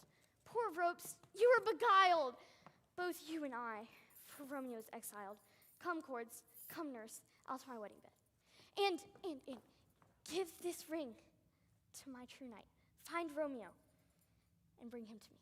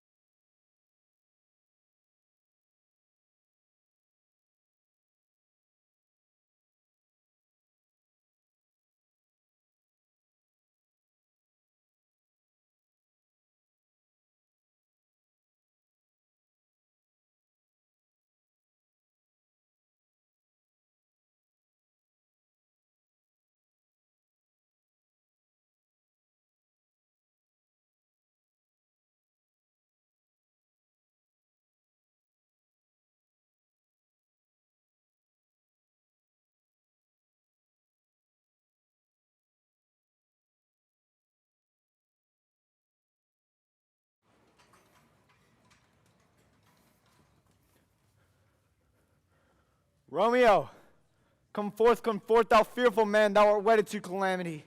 Father, what news? I bring thee tidings of the prince's doom. What less is doomsday than a prince's doom? A gentler judgment hath banished from his lips, not of body's death, but body's banishment. Banishment? Be merciful, say death. Exile hath more tyrannous look much more than banishment. Do not say banishment. Hence from Verona, though thou art banished, be patient, for the world is broad and wide. There is no world beyond Verona walls, but purgatory, torture, hell itself. Thou cuttest my head off with a golden axe and smilest upon the stroke that murders me. O deadly sin, O rude unthankfulness! Thy fault our law caused death, but the kind prince hath brushed aside the law and turned that blackward death to banishment. This is true mercy, and thou seest it not. 'Tis torture and not mercy. Heaven is where Juliet lives, and every unworthy thing may live here with her. They may seize upon white wonders of Juliet's hands and steal the immortal blessings from her lips. But Romeo may not. He is banished. This mayflies do, when I from this must fly. They are a free man, but I'm banished. And sayest thou exile is not death? How hast thou the heart to be a divine, a ghostly confessor, a sin absolver, my friend professed, to mingle with that word banished? Thou fond madman, hear me speak a little. Thou wilt speak again of banishment. I'll give thee armor to keep off that word, to comfort thee, though thou art banished. Thou canst not speak of that because thou dost not feel. Wert thou as young as I, Juliet thy love, an hour but married, Tybalt murdered, dotting like me and like being banished. Then mightest thou fall to the ground. Then mightest thou tear thy hair as I do now, making the measure of an unmade grave. Oh, I see that madmen have no ears. Why should they, when wise men have no eyes? Let me dispute with thee of thy estate. Arise, one knocks. Good Romeo, hide thyself. Not I, unless the breath of heart stick grows. Mist unfold me from the search of their eyes. Hark how they knock. Good Romeo, hide thyself. Who's there? Stand up, run my study. No. By and by. God's will, what simpleness is this? I come, I come. Who knocks so hard? Whence came you, and what's your will? Let me come in, and you shall know my errand. I come from Lady Juliet. Welcome then. Oh, Holy Friar, tell me, Holy Friar, where is my lady's lord? Where's Romeo? There on the ground with his own tears made drunk. Piteous predicament. Even so lies she, blubbering and weeping, weeping and blubbering. Stand up, and you be a man for Juliet's sake, rise and stand. Speakest of Juliet, how is it with her? Doth not she think me on murdered her? No, I've stained the child of our joy from blood, removed little from her own. How is she, and how doth she, and doth not she think me on a murderer? She says nothing, sir, but weeps and falls on her bed, and then Tybalt calls, and Romeo cries, and down falls again. As if that name shot from the deadly level of gun did murder her kinsman. Tell me, friar, tell me, that I may sack the hateful mansion. Hold thy desperate hand! Art thou a man? Thy form cries out thou art. Thy tears are womanish.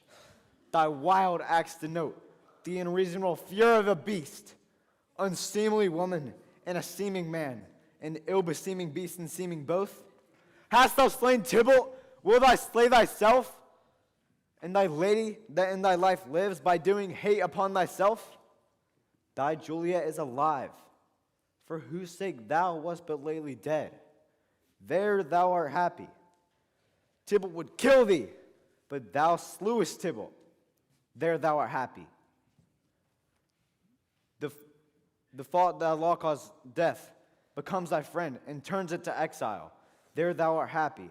But like a misshaped and sullen wrench, thou puttest up the fortune of thy love. Go, get thee to thy love as was decreed, hence and comfort her. But look thou stay not till the watch be set, for then thou canst not pass to Mantua, where we shall find a time to blaze your marriage, reconcile your friends, beg pardon of the prince, and call thee back with 1,000 times more joy than thou wast sent forth with lamentation. Go before nurse, and commend me to thy lady, and bid her hasten all the house to bed. Oh, Lord, I could have stayed here all night to hear good counsel. Oh, what learning is. My lord, I'll tell my lady you will come. Do so, and bid my suite prepare to chide. Here, sir, a ring she bid me give you, sir. Hie you, make haste, for it grows very late. How well is my comfort revived by this? Go hence, good night, and here stands all your state. Either be gone before the watch be set, or by the break of day, disguised from hence. Give me thy hand. 'Tis late, farewell, good night. It were a grief so brief to part with thee. Farewell.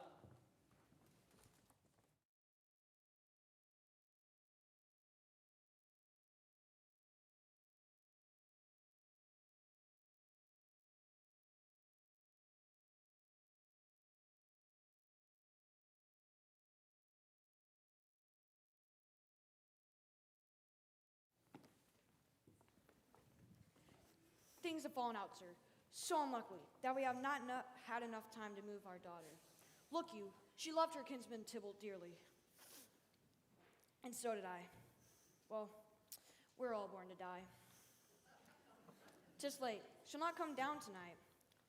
I promise you, but for your company, I would have been in bed an hour ago. These times of woe afford no tune to woo. Madam, good night. Commend me to your daughter. I will, and know her mind early tomorrow. Tonight she's mewed up to her heaviness. Sir Paris, I'll make a desperate tender that my child will be ruled in all respects by me, nay more, I doubt it not. Wife, go to her ere you go to bed. Acquaint her here on my son Paris's love, and bid her, mark you me, tell her that she will be married to this noble earl this very Thursday. Will make no great ado, a friend or two. For hark you, Tybalt being slain so late may have thought that we held him carelessly. What say you to Thursday? My lord, I would that Thursday were tomorrow. We'll get thee gone. A Thursday be it then. Wife, go to Juliet to help trim her up, and prepare her against this wedding day. Farewell, my lord.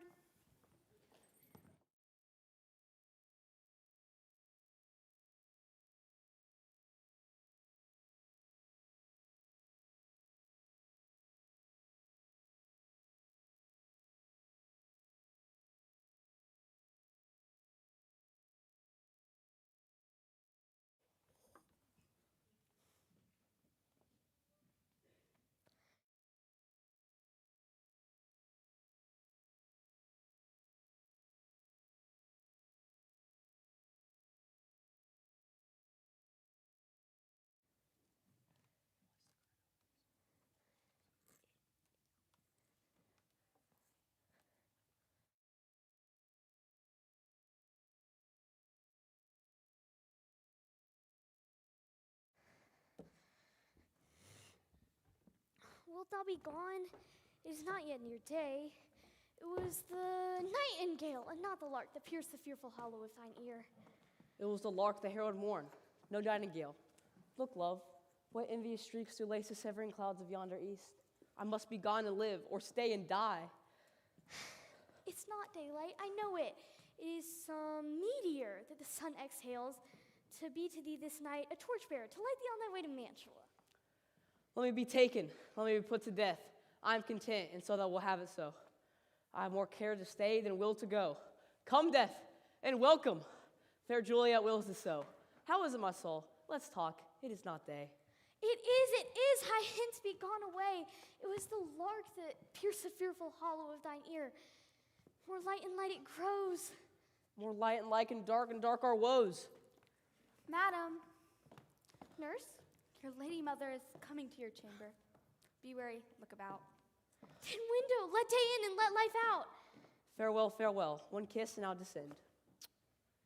Art thou gone so? Love, Lord, I, husband, friend, I must hear from thee every day in the hour, for in a minute there are many days. Oh, by this count, I shall be much in years ere I again behold my Romeo. Farewell. I will omit no opportunity that may convey my greetings, love, to thee. Oh, thinkest thou we shall ever meet again? I doubt it not. And all these woes shall serve in our sweet discourses in our time to come. Oh, fortune, fortune. All men call thee fickle. If thou art fickle, what hast thou to do with a man that is renowned for faith? Be fickle, fortune, for then I hope thou wilt not keep him long, but send him back. that calls? Is it my lady mother? What unaccustomed cause procures her hither? Why, how now, Juliet? Madam, I am not well. Evermore weeping for your cousin's death. What? Wilt thou wash him from his grave with tears? If thou couldst not make him live. Therefore have done. Some grief shows much of love, but much of grief shows still some want of wit. Yet let me weep for such a feeling loss. So shall you feel the loss, but not the friend which you weep for. Feeling so the loss, I cannot choose but ever weep the friend. That is because the traitor murderer lives. What villain, madam? That same villain, Romeo. Villain and he may be many miles asunder. God pardon him, I do, with all my heart. Yet no man like he doth grieve my heart. He lives, he lives. Villain and he may be many miles asunder. Oh, and from the reach of these my hands would I none but venge my cousin's death. We will have vengeance for it. Fear thou not, then weep no more. I'll send to one of Mantua, where that same banished renegade doth live, and give him such an unaccustomed dram that he too shall soon keep Tybalt company. Then I hope thou wilt be satisfied. Indeed, I shall never be satisfied with Romeo, till I behold him dead. Is my poor heart for so kinsman vexed? Madam, if you could find but a man to bear poison, I would temper it, that Romeo should upon receipt thereof soon sleep in quiet. Oh, how my heart abhors to hear him named, and cannot come to him. The love I pour my cousin upon his body that hath slaughtered him. Find thou the means, and I'll find such a man. But now I'll tell thee joyful tidings, girl. And joy comes well in such a needy time. What are they, I beseech your ladyship? Well, well, thou hast a careful father, child, one who, to put thee from thy heaviness, hath sorted out a sudden day of joy. Madam, in happy time. What day is that? Marry, my child, early next Thursday morn, the gallant, young, and noble gentleman, the County Paris, at St. Peter's Church, shall happily make thee there a joyful bride. Now by St. Peter's Church and Peter too, he shall not make me there a joyful bride. I wonder at this haste that I should wed, ere he that should be husband comes to woo. Madam, I pray you tell my lord and father, I will not marry yet. And when I do, I know it shall be Romeo, whom you know I hate, rather than Paris. Here comes your father. Tell him so yourself.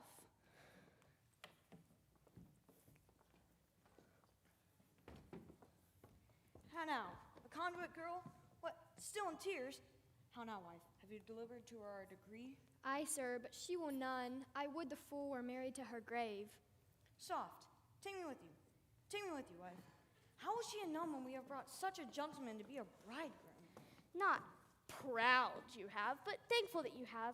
Proud can I never be of what I hate, but thankful for even hate that is meant love. Proud? What is this? Proud? I thank you, and I thank you not. Mistress Minion, you. Thank me no thanks, no proud me no prouds. But fellow your fine joints. You and Paris will go to St. Peter's Church next Thursday. I'll drag you on a hurdle thither. Fie, well, are you mad? Good Father, I beseech you on my knees, hear me but to speak a word. Hang the young baggage, disobedient wretch. I'll tell you what, get to church on Thursday or never after look me in the face again.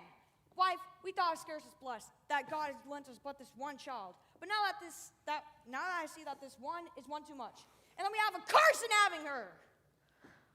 God in heaven bless her. You were to blame, my lord, to right her so. And why, my lady Wisdom? Hold your tongue! Good prudence, smatter your gossips, go! I speak no treason. Peace, you mumbling fool! Put your gravity over a gossip's bowl, for here we need it not. You are too hot. Day, night, hour, ride, time, alone, and care. And my cares after matched, and have a wretched pulling answer. I'll not wed, I cannot love. I'm too young, I pray you pardon me. But if you're not wed, I'll pardon you. But you'll not house with me. I'll yield to my friend, so you'll not hang, beg, starve, die in the streets. Is there no pity sitting in the clouds that sees into the bottom of my grief? Madam, I pray you, delay this marriage for a month, a week. Talk not to me, for I'll not speak a word. Do as thou wilt, for I have done with thee. Oh, nurse, how shall this be prevented? My husband on earth, my faith in heaven. Comfort me, counsel me. What sayest thou? Hast thou not a word of joy? Some comfort, nurse. Faith, here it is. Romeo is banished. Since the case now stands as it doth, I think it best you married with the county. Oh, he's a lovely gentleman. Romeo's a dishclout to him, bestrew my very heart. I think you'll be happier in the second match, for it excels your first. Or if it did not, your first is dead, or 'twere as good he were as you living and you no use of him. Speakest thou from thy heart? And from my soul too, or beshrew them both. Amen. What? Well, thou hast comforted me marvelous much. Go in and tell my lady I am gone to Lawrence's cell to make confession and to be absolved.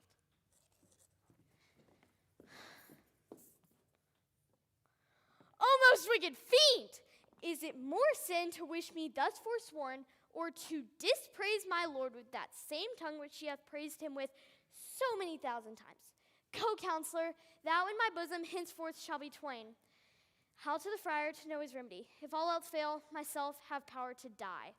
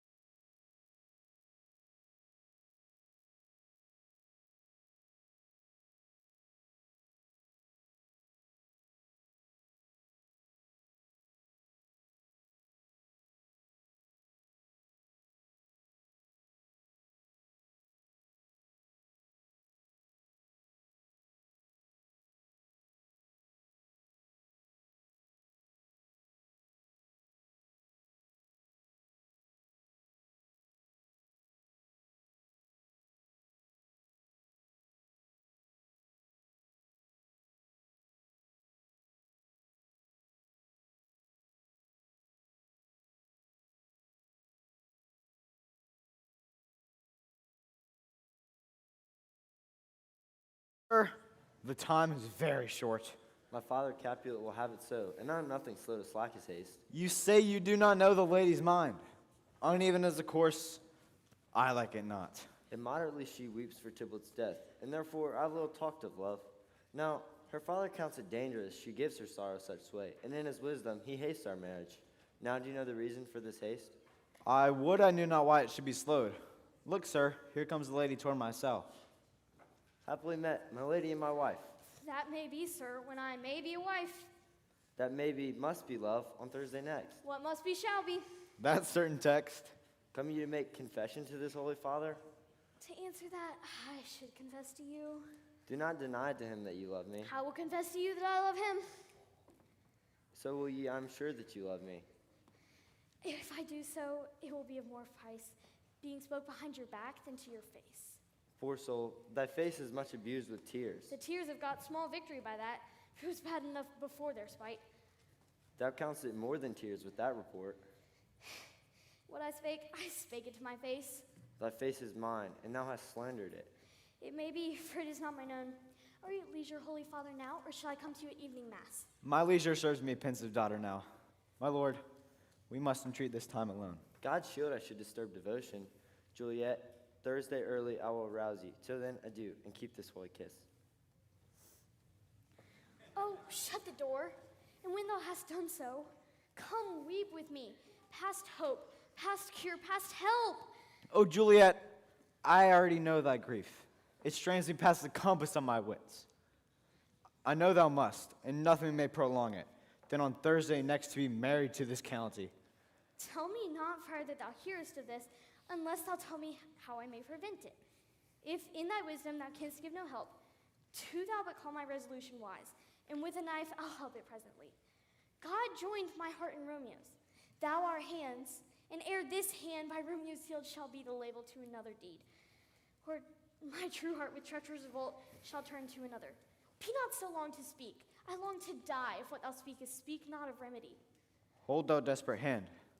If, rather than to marry County Paris, thou hast the strength and will to slay thyself, then it is likely thou wilt undertake a thing like death to chide away the shame that copes with death himself to escape from it.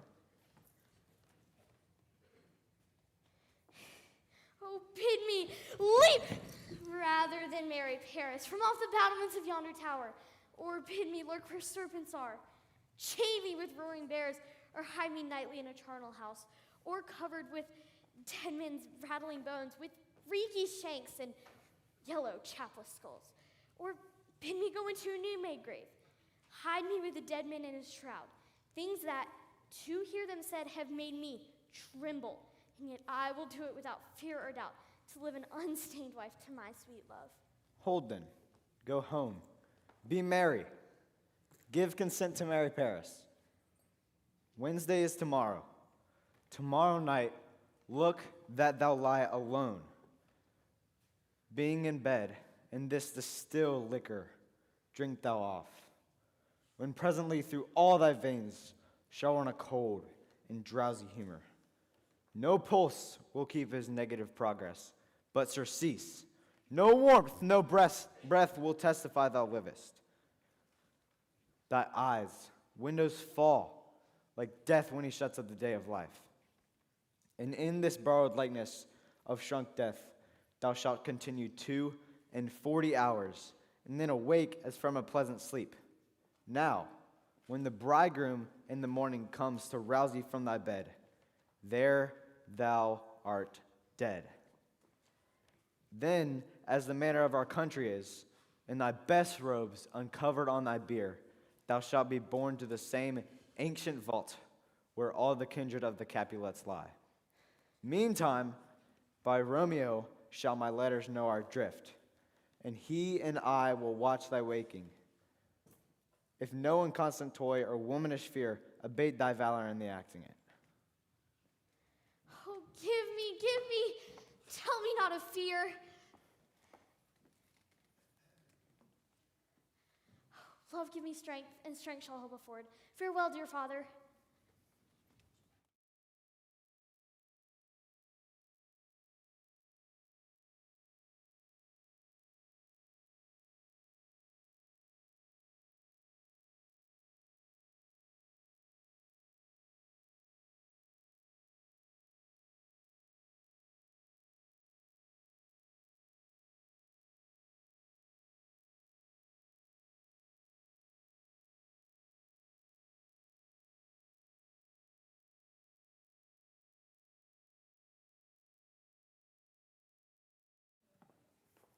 So many guests invite here are grid. Sirrah, hire me 20 cunning cooks. You shall have none ill, sir, for I'll try if they cannot lick their fingers. How can us try them so? Marry, sir, for it 'tis an ill cook who cannot lick his fingers. Therefore he cannot lick his own fingers. His fingers go not with me. Go, be gone. We shall be unfurnished during this time. What, has my daughter gone to Friar Lawrence? Aye, forsooth. Well, he may have a chance to do some good on her. Peevish willed harlotry it is. See where she comes from. Shrift with Mary, look! How now, my headstrong? Where have you been gadding? Where I have learnt me to repent the sin of disobedient opposition. Pardon me, I beseech you, henceforward I am ever ruled by you. Send for the count. Tell him I have this knot knit up tomorrow morning. I met the youthful lord at Lawrence's cell, and gave him what becomes love I might, not stepping o'er the bounds of modesty. This is good. I'm glad. Stand up. Let me see the county. Aye, Mary, go fetch him hither. God esteem this afore a holy friar, for a whole city is much bound to him. Nurse, will you go with me in my closet to sort such needful ornaments as you think fit to furnish me tomorrow? No, not till Thursday. There is time enough. Go, nurse. Go with her. We'll to church tomorrow. We shall be short on our provision. 'Tis now near night. Tush, I'll stir about. All will be well. I warrant thee, wife. Let me alone. I'll not bed tonight. What? Ho! They're all forth. Well, I'll walk with Paris myself. And my heart is wondrous light, since the same wayward girl is so reclaimed.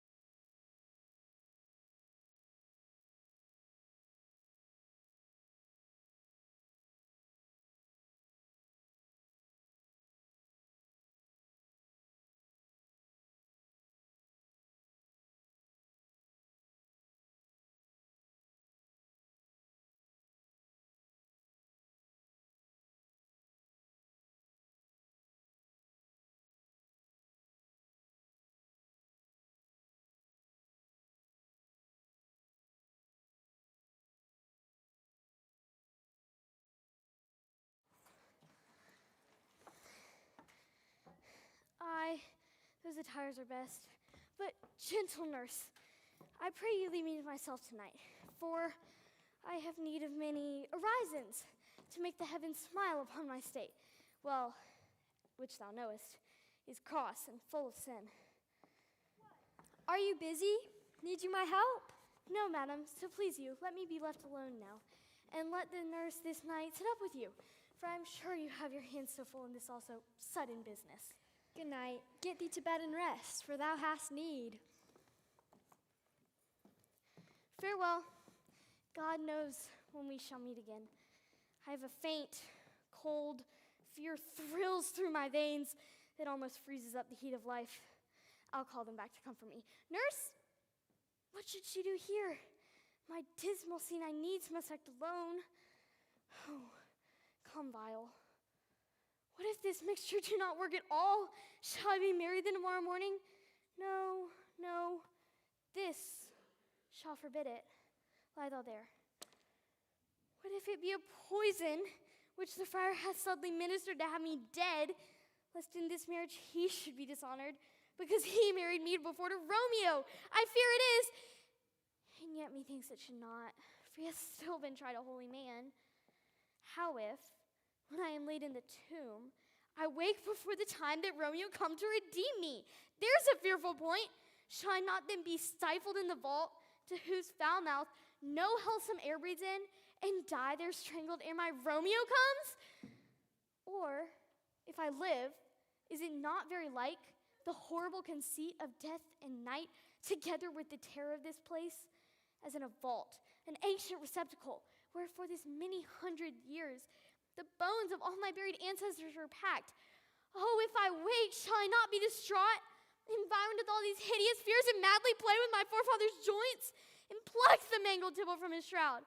And, in this rage, as with some great kinsman's bone, dash out my desperate brains? Oh, look, methinks I see my cousin's ghost, seeking out Romeo, that did spit his body upon a rapier's point. Stay, Tybalt, stay. Romeo, Romeo, Romeo, here's drink. I drink to thee.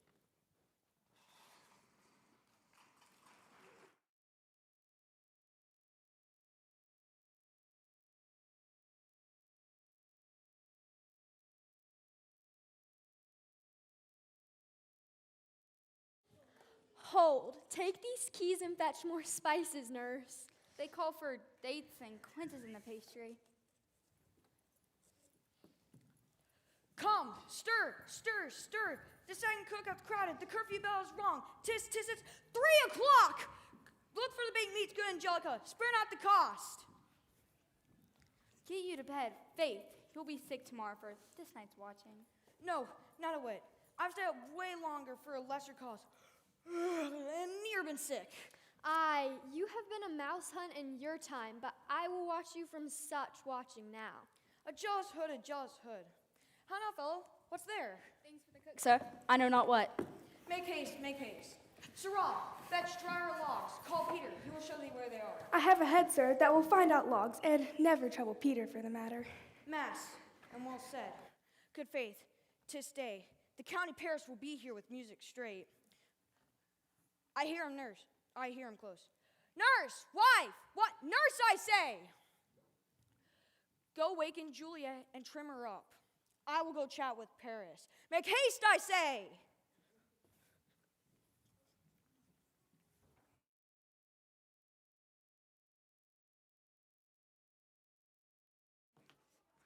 On balcony.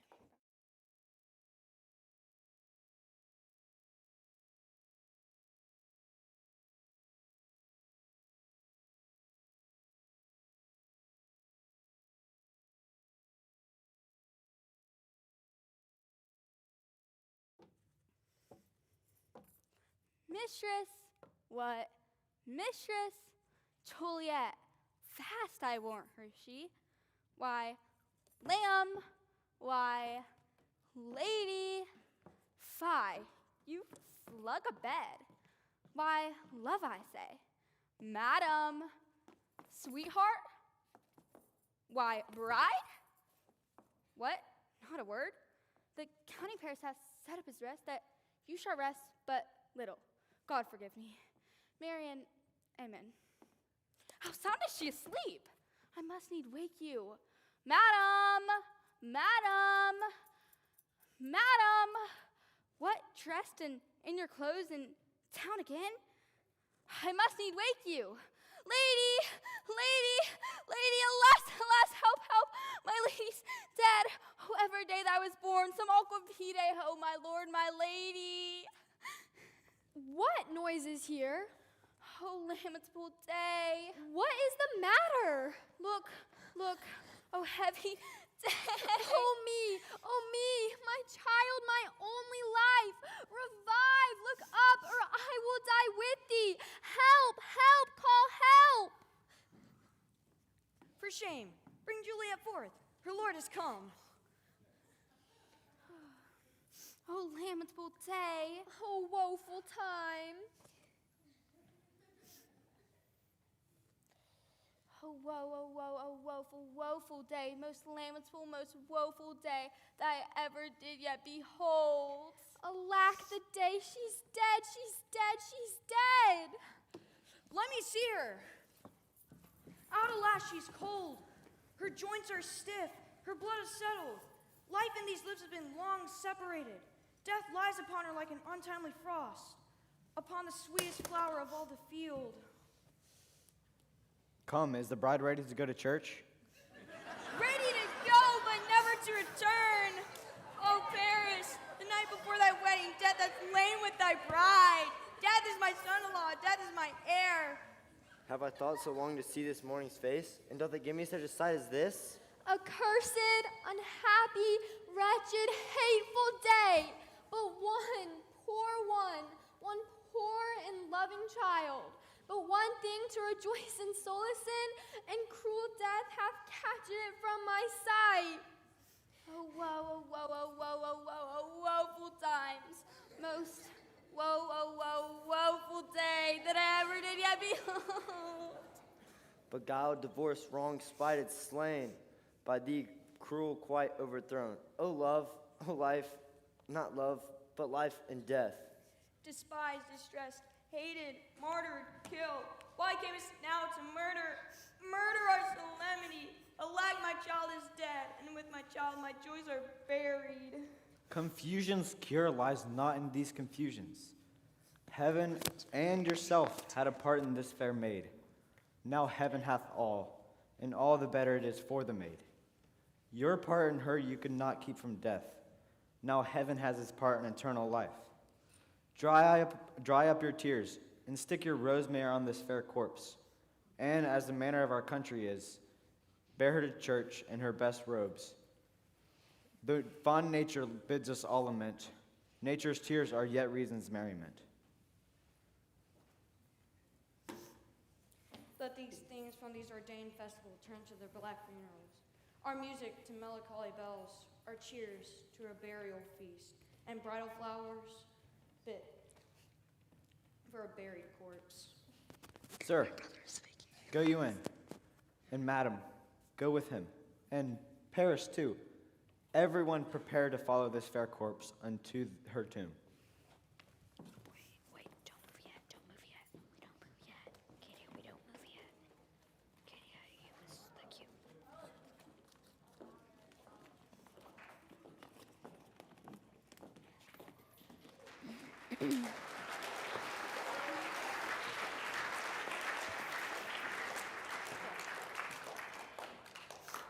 Faith, we may put up our pipes and be gone. Put up, for well, you know, this is a pitiful case. Aye, by my troth, the case may be amended. Musicians! Oh, musicians! Heart's ease, heart's ease! Only let me live, play, heart's ease! Why heart's ease? Oh, musicians, because my heart itself plays, and my heart is full. Oh, play me some merry dump to comfort me. Not a dump. There's no time to play now. You will not then? No. I'll then give it to you soundly. What will you give us? No money, on my faith, but the gleek. I will give you the minstrel. Then will I give you the serving creature. Then I will lay the serpent creature's dagger upon your pate. I will carry no crotchets. I'll ray you, I'll buy you. Do you know me? And you ray us and you buy us. You know us. Pray you, put up your dagger and put out your wit. And have at you with my wit. I will try beat you with an iron wit and put up an iron dagger. Answer me like men. When griping griefs the heart doth wound, and doleful dumps the mind oppress, the music with her silver sound. Silver sound? Why silver sound? Why music with her silver sound? What say you, Simon Catling? Marry, sir, because silver hath a sweet sound. Praise! What say you, James Soundpost? I say silver sound because musicians sound for silver. Praise too! What say you, Hugh Rebeck? Faith, I know not what to say. Oh, I cry you mercy. You're the singer. I will say for you, it is the music with their silver sound because musicians have no goal for sounding. The music with her silver sound has speedy help doth lend redress.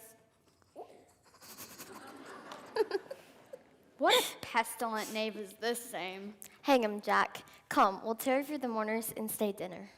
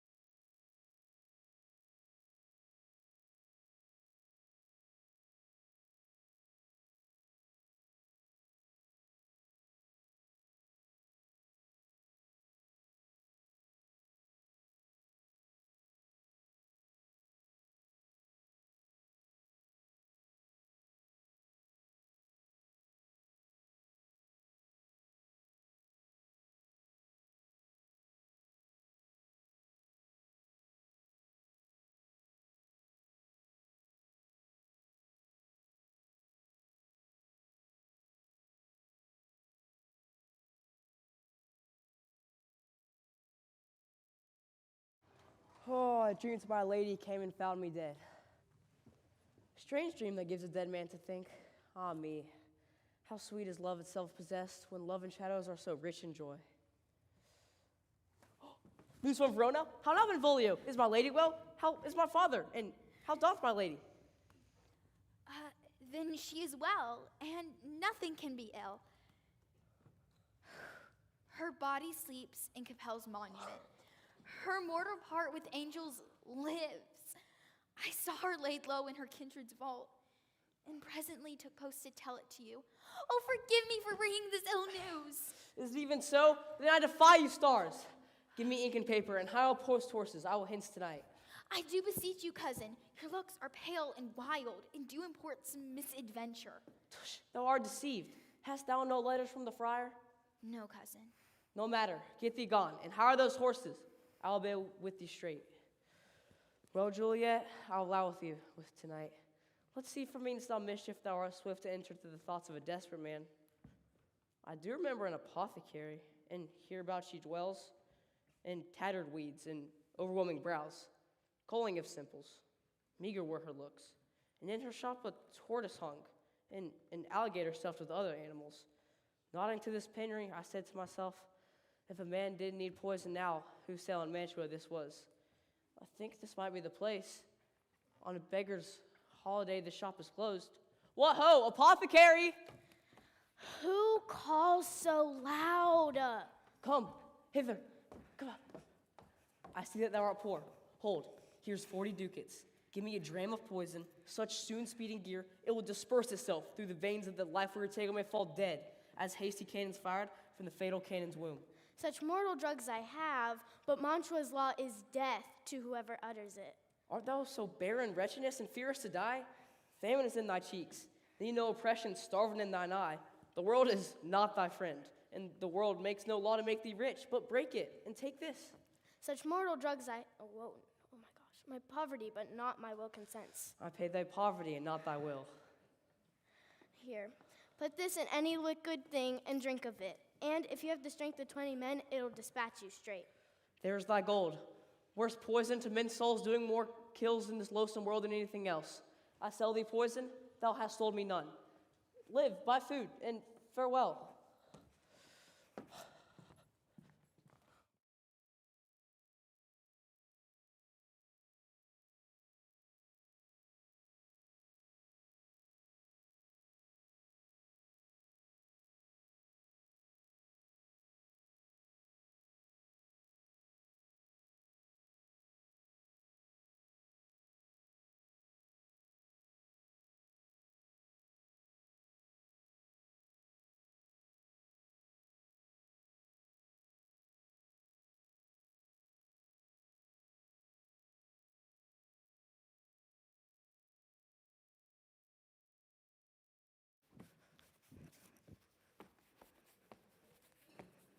Holy Franciscan Friar, Brother Ho! This same should be the voice of Friar John. What says Romeo? Or, if his mind be writ, give me his letter. Going to find the barefoot brother out, one of our order to associate me, here in the city, visiting a sick. And finding him, well, the searchers of town, suspecting that we both were in a house where infectious pestilence did reign, seal up the doors, and would not let us forth, so that my speed to Mantua there was stayed. Who bear my letter then to Romeo? I cannot send it. Here it is again. Nor could a messenger to bring it thee, so fearful were they of infection. Unhappy fortune! This letter was not nice, but full of charge, and the neglecting it may do much danger. Friar John, go hence and bring me an iron crow, and bring it straight unto my cell. Now must I to the monument alone. In these 3 hours will fair Juliet wake. Brother, Oh. I'll go and bring it thee. O poor Juliet, closed in a dead man's tomb.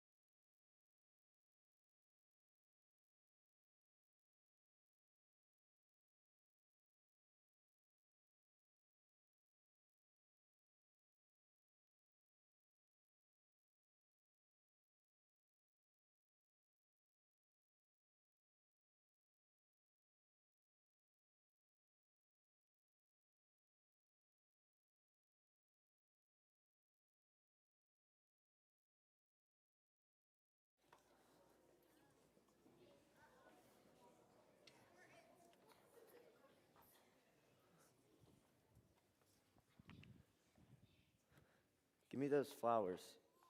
Under yon yew tree lay thee there all along, keeping ear close to the hollow ground, so that no intruder may entrench on this graveyard tonight. Do as I bid thee. Go. I am almost afraid to stand alone here in the churchyard. Yet I will adventure.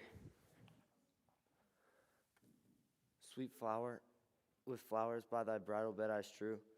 The duties I will keep for thee is to nightly weep.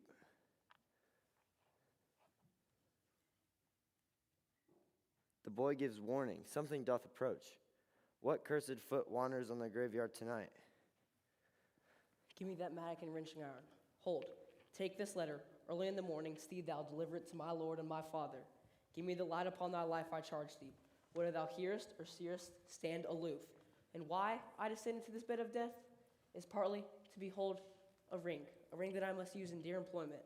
Therefore, hence be gone. I will be gone and not trouble you. So thou show me friendship. Live, be prosperous, and farewell, good cousin.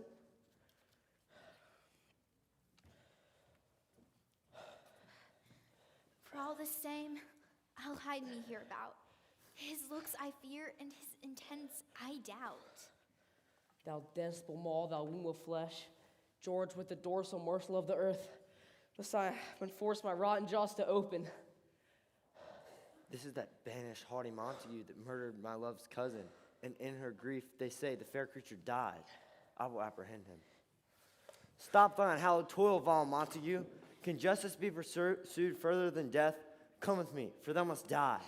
I must indeed, and therefore came I hither. Good gentle youth, tempt not a desperate man. By heaven, I love thee better than myself, and I come to armed hither against myself.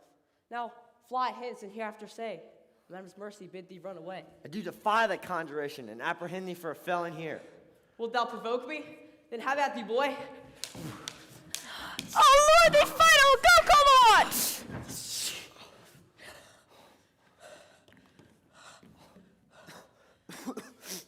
Thou be merciful. Lay me in the tomb with Juliet. In faith, I will. Let me peruse this face. Mercutio's kinsman, noble county Paris. What said Benvolio when my beat told not attend him as we rode?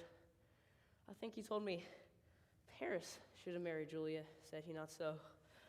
Oh me, I'll bury thee in a grave.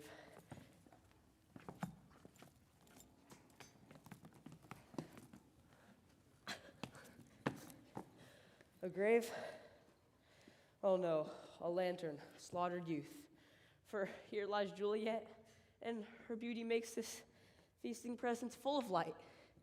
Death lie here by a dead man entered.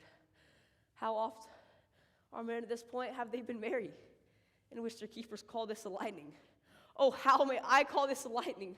Oh, my love, my wife, death hath sucked thy honey out of thy breath, hath no power yet upon thy beauty.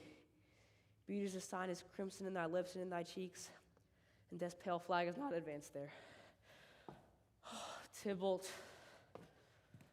liest there in thy bloody sheet. Oh, what more favor can I do to thee than what thy cut thy youth in twain? Forgive me, cousin. Ah, dear Juliet, why art thou yet so fair? Shall I believe that the unstable death is amorous, and that the lean-aborn monster keeps thee here? For fear that I remain with worms of amber chambermaids. Oh, here will I sit on my everlasting rest from this world-wearied fresh. Eyes, look your last. Arms, take your last embrace. And lips, oh, you doors of breath sealed with a righteous kiss, a dateless bargain of engrossing death.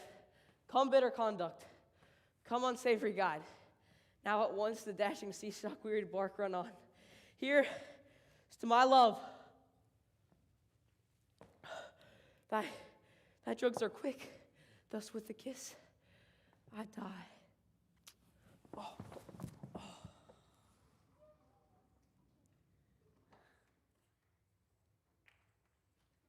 Francis, be my speed. How often I have my old feet stumbled at graves. Who's there? Who is it that can sort so late the dead? Here's one, a friend, and one who knows you well. Tell me, good Benvolio, what torch is yon that so vainly lends his light to grubs and eyeless skulls? As I discern, it burneth at the Capitol's monument. It doth so, holy sir. There's my cousin, and one who you love. How long hath he been there? Full half an hour. Go with me to the vault. I dare not, sir. Romeo knows not that I remain. Stay then. I'll go alone. Fear comes upon me. Oh, I fear some ill unlucky thing. Romeo! Alack! Alack! What blood is this which stains the stony entrance of the sepulchre? What means these matchless and gory swords to lie discolored by this place of peace? Romeo! Oh, pale, in Paris too, and steeped in blood, what an unkind hour is guilty of this lamentable chance. The lady stirs. Oh, comfortable friar, where is my lord? I know well where I should be, and there I am. Where is my Romeo? I hear some noise. Lady, come from this nest of death, contagion, and unnatural sleep. A greater power than we can contradict hath thwarted our intents. Thy husband in thy bosom there lies dead, and Paris too. Come, I'll dispose of thee among your sisterhood of holy nuns. Stay not to question, for the watch is coming. Go! Get thee hence, for I will not away. What's here? A cup closed in my true love's hand. Poison, I see, hath been his timeless end. Oh, churl, drink all, and left no friendly drop to help me after. I will kiss thy lips. Haply some poison yet doth hang on them to help me die with a restorative. Thy lips are warm! Yea, noise, and I'll be breezed. Oh, happy dagger! This is thy sheath. There rest, and let me die.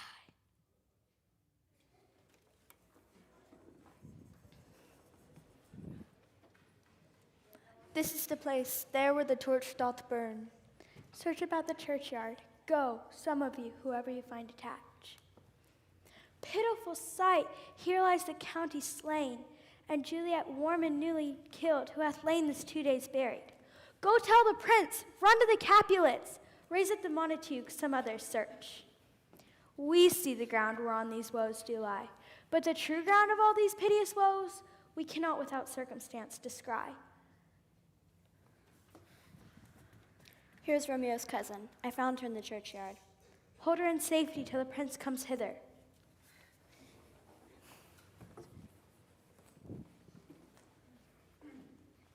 Here's the friar that trembles, sighs, and weeps. We took his mattock and spade from him as he was coming through this churchyard side. A great suspicion, say the friar too.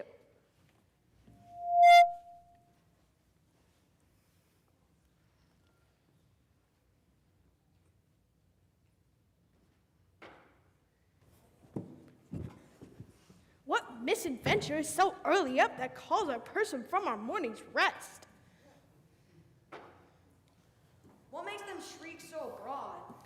Oh, the people in the streets cry Romeo, some Juliet, and some Paris, and all run with open outcry toward our monument. What fear is this which startles in our ears? Sovereign, here lies the county Paris slain, and Romeo and Juliet dead before, warm and newly killed. Search, seek, and know how this foul murder comes. Here is the friar and slaughtered Romeo's man, with instruments fit to open these dead men's tombs. Oh heavens, oh wife, this dagger must have taken her for low. Empty on the back of his house, Montague, and this dagger is missheathed in our daughter's bosom. Oh me, this sight of death is as a bell that warns my old age to the sepulchre. Come, Montague, for thou art early up to see thy son and heir more fully down. Alas, my liege, my wife is dead tonight. Grief of my son's exile hath stopped her breath. What further woe conspires against my age? Look, and thou shalt see. O thou on top! What manners is in this, to press before thy father to a grave?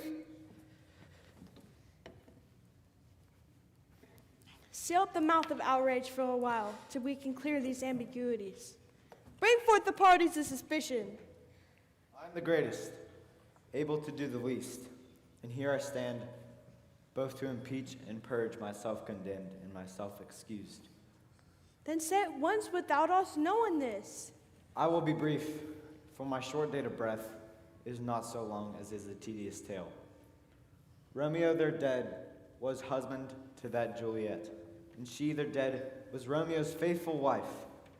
I married them, and in their stolen marriage day was Tybalt's doomsday, whose untimely death hath banished this new-made bridegroom from the city, for whom, and not for Tybalt, Juliet pined. But you, to rid that siege of grief from her, betrothed, and would have married her perforce to county Paris. Then comes she to me, and bid me devise some means to rid her from the second marriage, or there in my cell would she kill herself. So I gave her a sleeping potion, which took effect as I intended, for it wrought on her the former death. Meantime I writ to Romeo that he should hither come as this dire night, to help take her from her borrowed grave. But he which bore my letter, Friar John, was stayed by accident, and yesternight returned my letter back. Then, all alone, at the prefixed hour of her waking, came I to take her from her kindred's vault. But when I came, some minute ere the time of her waking, there lay the noble Paris and true Romeo dead.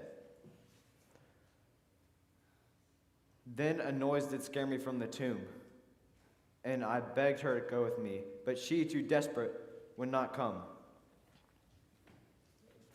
But when I came, there...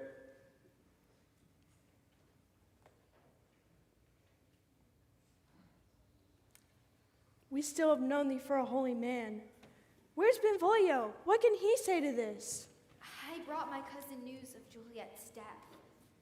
And presently he came from Mantua, to the same place, to this same monument. This letter he early bid me give his father. Give me the letter. I will look on it. Where's the county's page that raised the watch? Sirrah, what made your master in this place?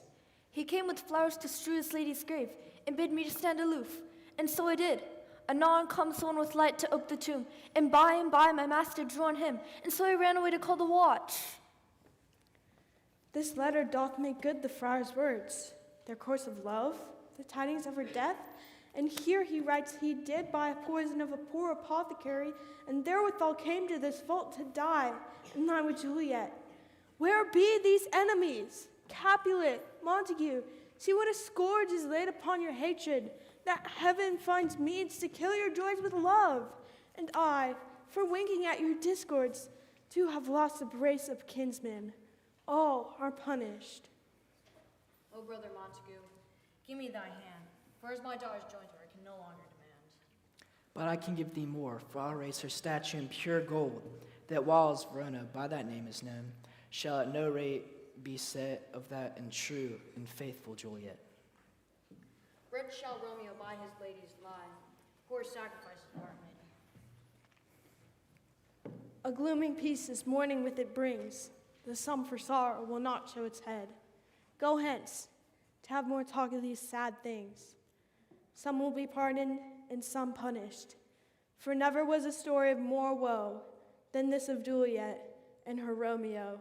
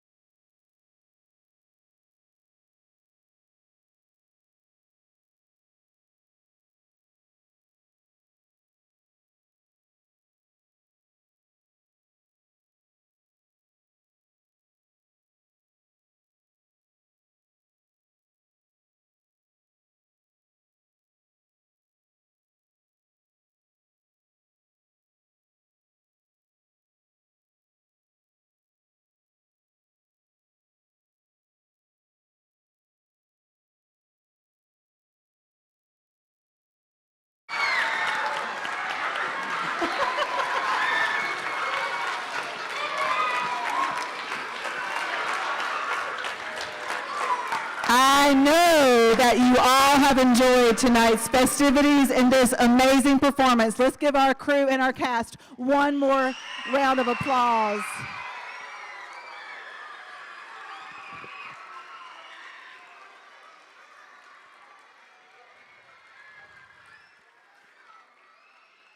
Parting is such sweet sorrow.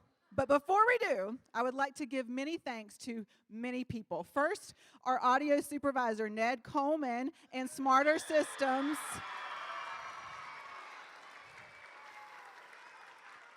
We are a professional gig thanks to Ned and Smarter Systems. Thank you. Also, our playbill, cover art, and design, Kim Watkins, and our design and marketing class. Great job. And in case you didn't know, our set, painted and designed by our students, our makeup and costume helped by our students, our production crew, students. Isn't our middle school amazing? Great job. Now, I do have several more people we need to thank. First of all, our festival director, Kelly Eanes. Wasn't this amazing? And our assistant festival coordinator, Sarah Kearns. Amazing. Did you all love the Maypole this afternoon? The Maypole was choreographed by Mary Elizabeth Peacock and Diana Winley, so thank you, ladies. And our fabulous crafts, coordinated by Ashley Hill. Thank you so much, Ashley Hill. And to capture our event, our photographers, Amber Dowholt and Sally Lambeth. Thank you to our photographers. And thank you to our many, many parents who gave many, many hours, many, many resources to make sure that they were fed, they were costumed, they were cared for. Thank you so much. And thank you for our teachers, for all the ways you've helped us prepare, for changing schedules, for practicing, for all the things. Thank you, teachers, as well. Let's give everybody one more big round of applause.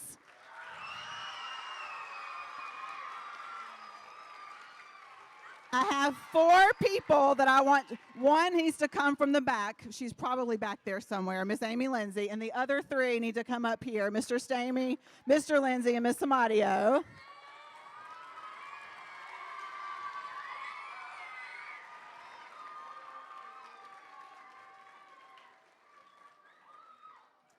Miss Amy Lindsay is our producer, and she is behind the scenes most often keeping us afloat. So let's give Mrs. Lindsay a big round of applause.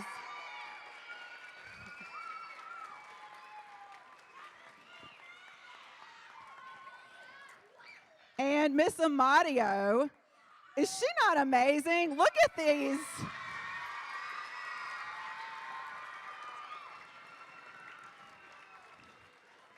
She might be ending her time in first grade, but her time at Redeemer School has many, many, many years to come. You are such a blessing.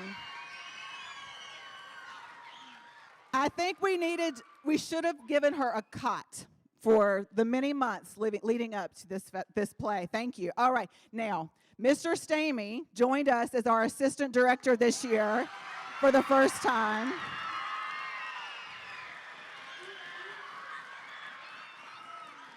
Fun fact, not only did he help design the set, helped direct, but he also choreographed the dance and the sword fights. All of these talents.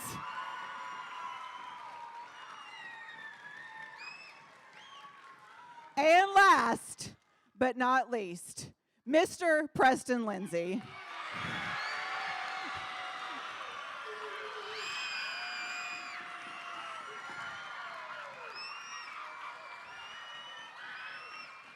I think the cheers speak for themselves, but we're going to let you speak. Hi. Oh, am I on? Oh, hello. I finally got something other than flowers. I had to get another man up here. I think that's what finally did it. I will keep it brief, as you have already donated a lot of your time tonight, but there's a lot of people to thank. This year, I say this every year, but this year was really special. The vibe that we got from the very start of practices was just awesome. This is the largest cast and crew we've ever had. I think we're up to 53 students right now.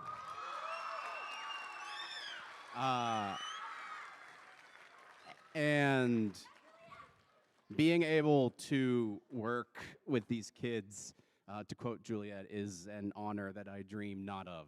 And being able to do it 5 times is crazy. I am so grateful for the opportunity to come out here and to work with these kids and to see them come alive. When I took control sounds really bad, but when I took the reins as director of the program, my goal was that everything that could be done by a student should be done by a student. And this year, that was taken to an extreme level. I know Miss Fail mentioned it, but I would like Ellery Watkins and Sarah Gersmeyer to come forward, please, because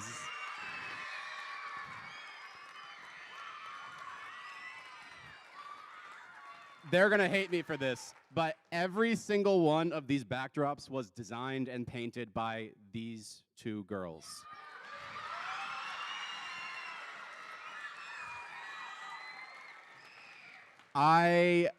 I do not think if you showed that to a random person on the street that their first thought would be that middle schoolers can do this, but they can if you give them the time and you believe in them. And I'd like to thank these 2. Take a bow, ladies, please.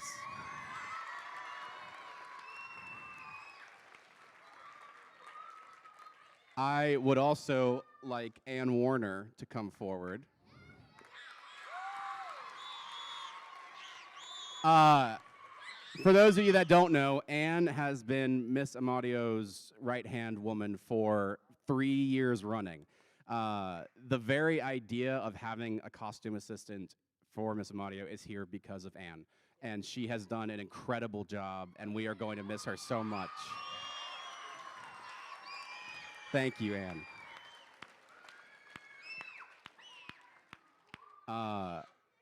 Oh, I swear I had more people in my head, and then I've lost. Ansley Williams. Where is Ansley Williams? Come out here. Now, she's really going to hate me for this, but Ansley has been a stage manager for 2 years now, the first 2-year stage manager we've had. And for those of you that don't know what that means, she is over in the stage left, controlling all of the stuff moving on and off the stage, telling the curtain operator when to open and close the curtain, generally just running things better than I could over there. So I'm very grateful to have had her for 3 years and 2 as a stage manager. Thank you. And I don't know where Kinsley is, but Kinsley Mullen also stepped in as a stage manager this year and did a great job. I'm always really grateful for that. Hey, there she is. Kinsley did a great job. She filled in last year, last minute, as a stage manager, and she carried that into this year and did a fantastic job. So I'm very thankful for her, and we're going to miss her when she graduates after this year. Very sad. But thank you, Kinsley. But everything that we could possibly do with students is done by students. The lights were operated by Silas Pfeiffer. The board was operated by Jackson Hatch. We had a student on the curtains, a student on the curtain call, a student getting the students from the green room. We have had students make the set, design the set, and the set, I almost forgot. I am not a handy person. And Mr. Stamey came on, and he took a crazy idea, and he made it this. I am extremely grateful to him. He has been an awesome partner. I've worked with a lot of great people on these, but it's really great to do it with someone I've been a friend with for a couple years now. So I really appreciate it, man. And I don't want to gloss over Miss Amadio, because I think I do that, because she has been here as long as I have been here working on costumes, and I just take for granted that I can just say, hey, make great costumes, and she will. The work that she put in this year was incredible. The way that she reuses stuff and comes up with creative ideas, and also is very gracious when I come in a week before the play and say, I don't like Romeo and Juliet's clothes, please change them. She is totally willing to roll with that. When I heard that she was not teaching first grade, my first very selfish thought was, well, I need to quit Shakespeare because I don't know how this can happen without her. So I went to her and I said, hey, we're going to miss you. I'm very sorry. And she was like, oh, I'm coming back for costumes. And I mean, my soul just, it was a burden lifted. And some parents this year that really, really stepped up and helped. Tammy Hyman and Sarah Beam, who came out and did all the makeup. Jessie Lee Miller was here helping Miss Amadio with costumes till like 7 or 8 o'clock for 3 nights in a row. She was incredible. I don't know if she's here, but I really appreciate all the time that people have given. And speaking of time, I shouldn't take up much more of yours, but there are so many people I could thank. There's so many people I am grateful to. Oh, Romeo and Juliet. Can you two come up here for a second? Come here. It is, can I give you a hug, Avery? Is that okay? I have done this for 5 years, and I don't think it would be a surprise for you to hear that the hardest thing to direct middle schoolers to do is to be in love, and to do it convincingly. And these two really stepped up and amazed me and wowed me. And the play is called Romeo and Juliet for a reason. They did a phenomenal job. Please give them another round of applause for their fantastic work.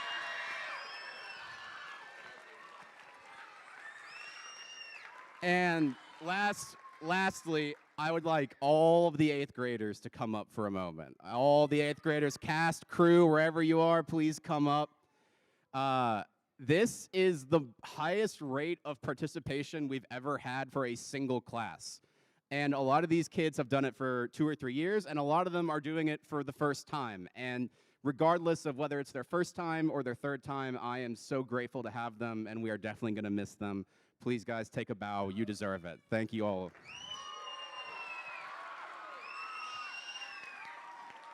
Thank you all.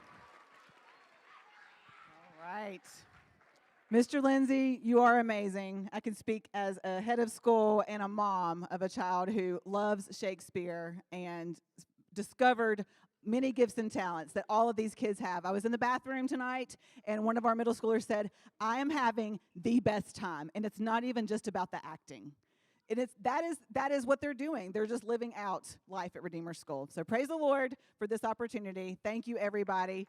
Now, yes. It is late, so please, if you donated plants or tents, thank you from the festival. They are in front of the school office. If you would like to take photographs, please do that for the next 10 minutes, and then we are going to exit and maybe party. Can I see the mic real quick? Yes. Sorry. There's one person I forgot to thank, because 4 years ago, a 23-year-old kid with no real theater experience came into Miss Fail's office and said, would you please give me the Shakespeare play? I promise I'll do good. And for some reason, she said yes. So I am immensely grateful to Miss Fail for giving me the opportunity to do this and for being an amazing head of school for, is it 7 years? So thank you. Thank you. Oh, I'm sorry. I'm being so bad tonight. You get a ovation.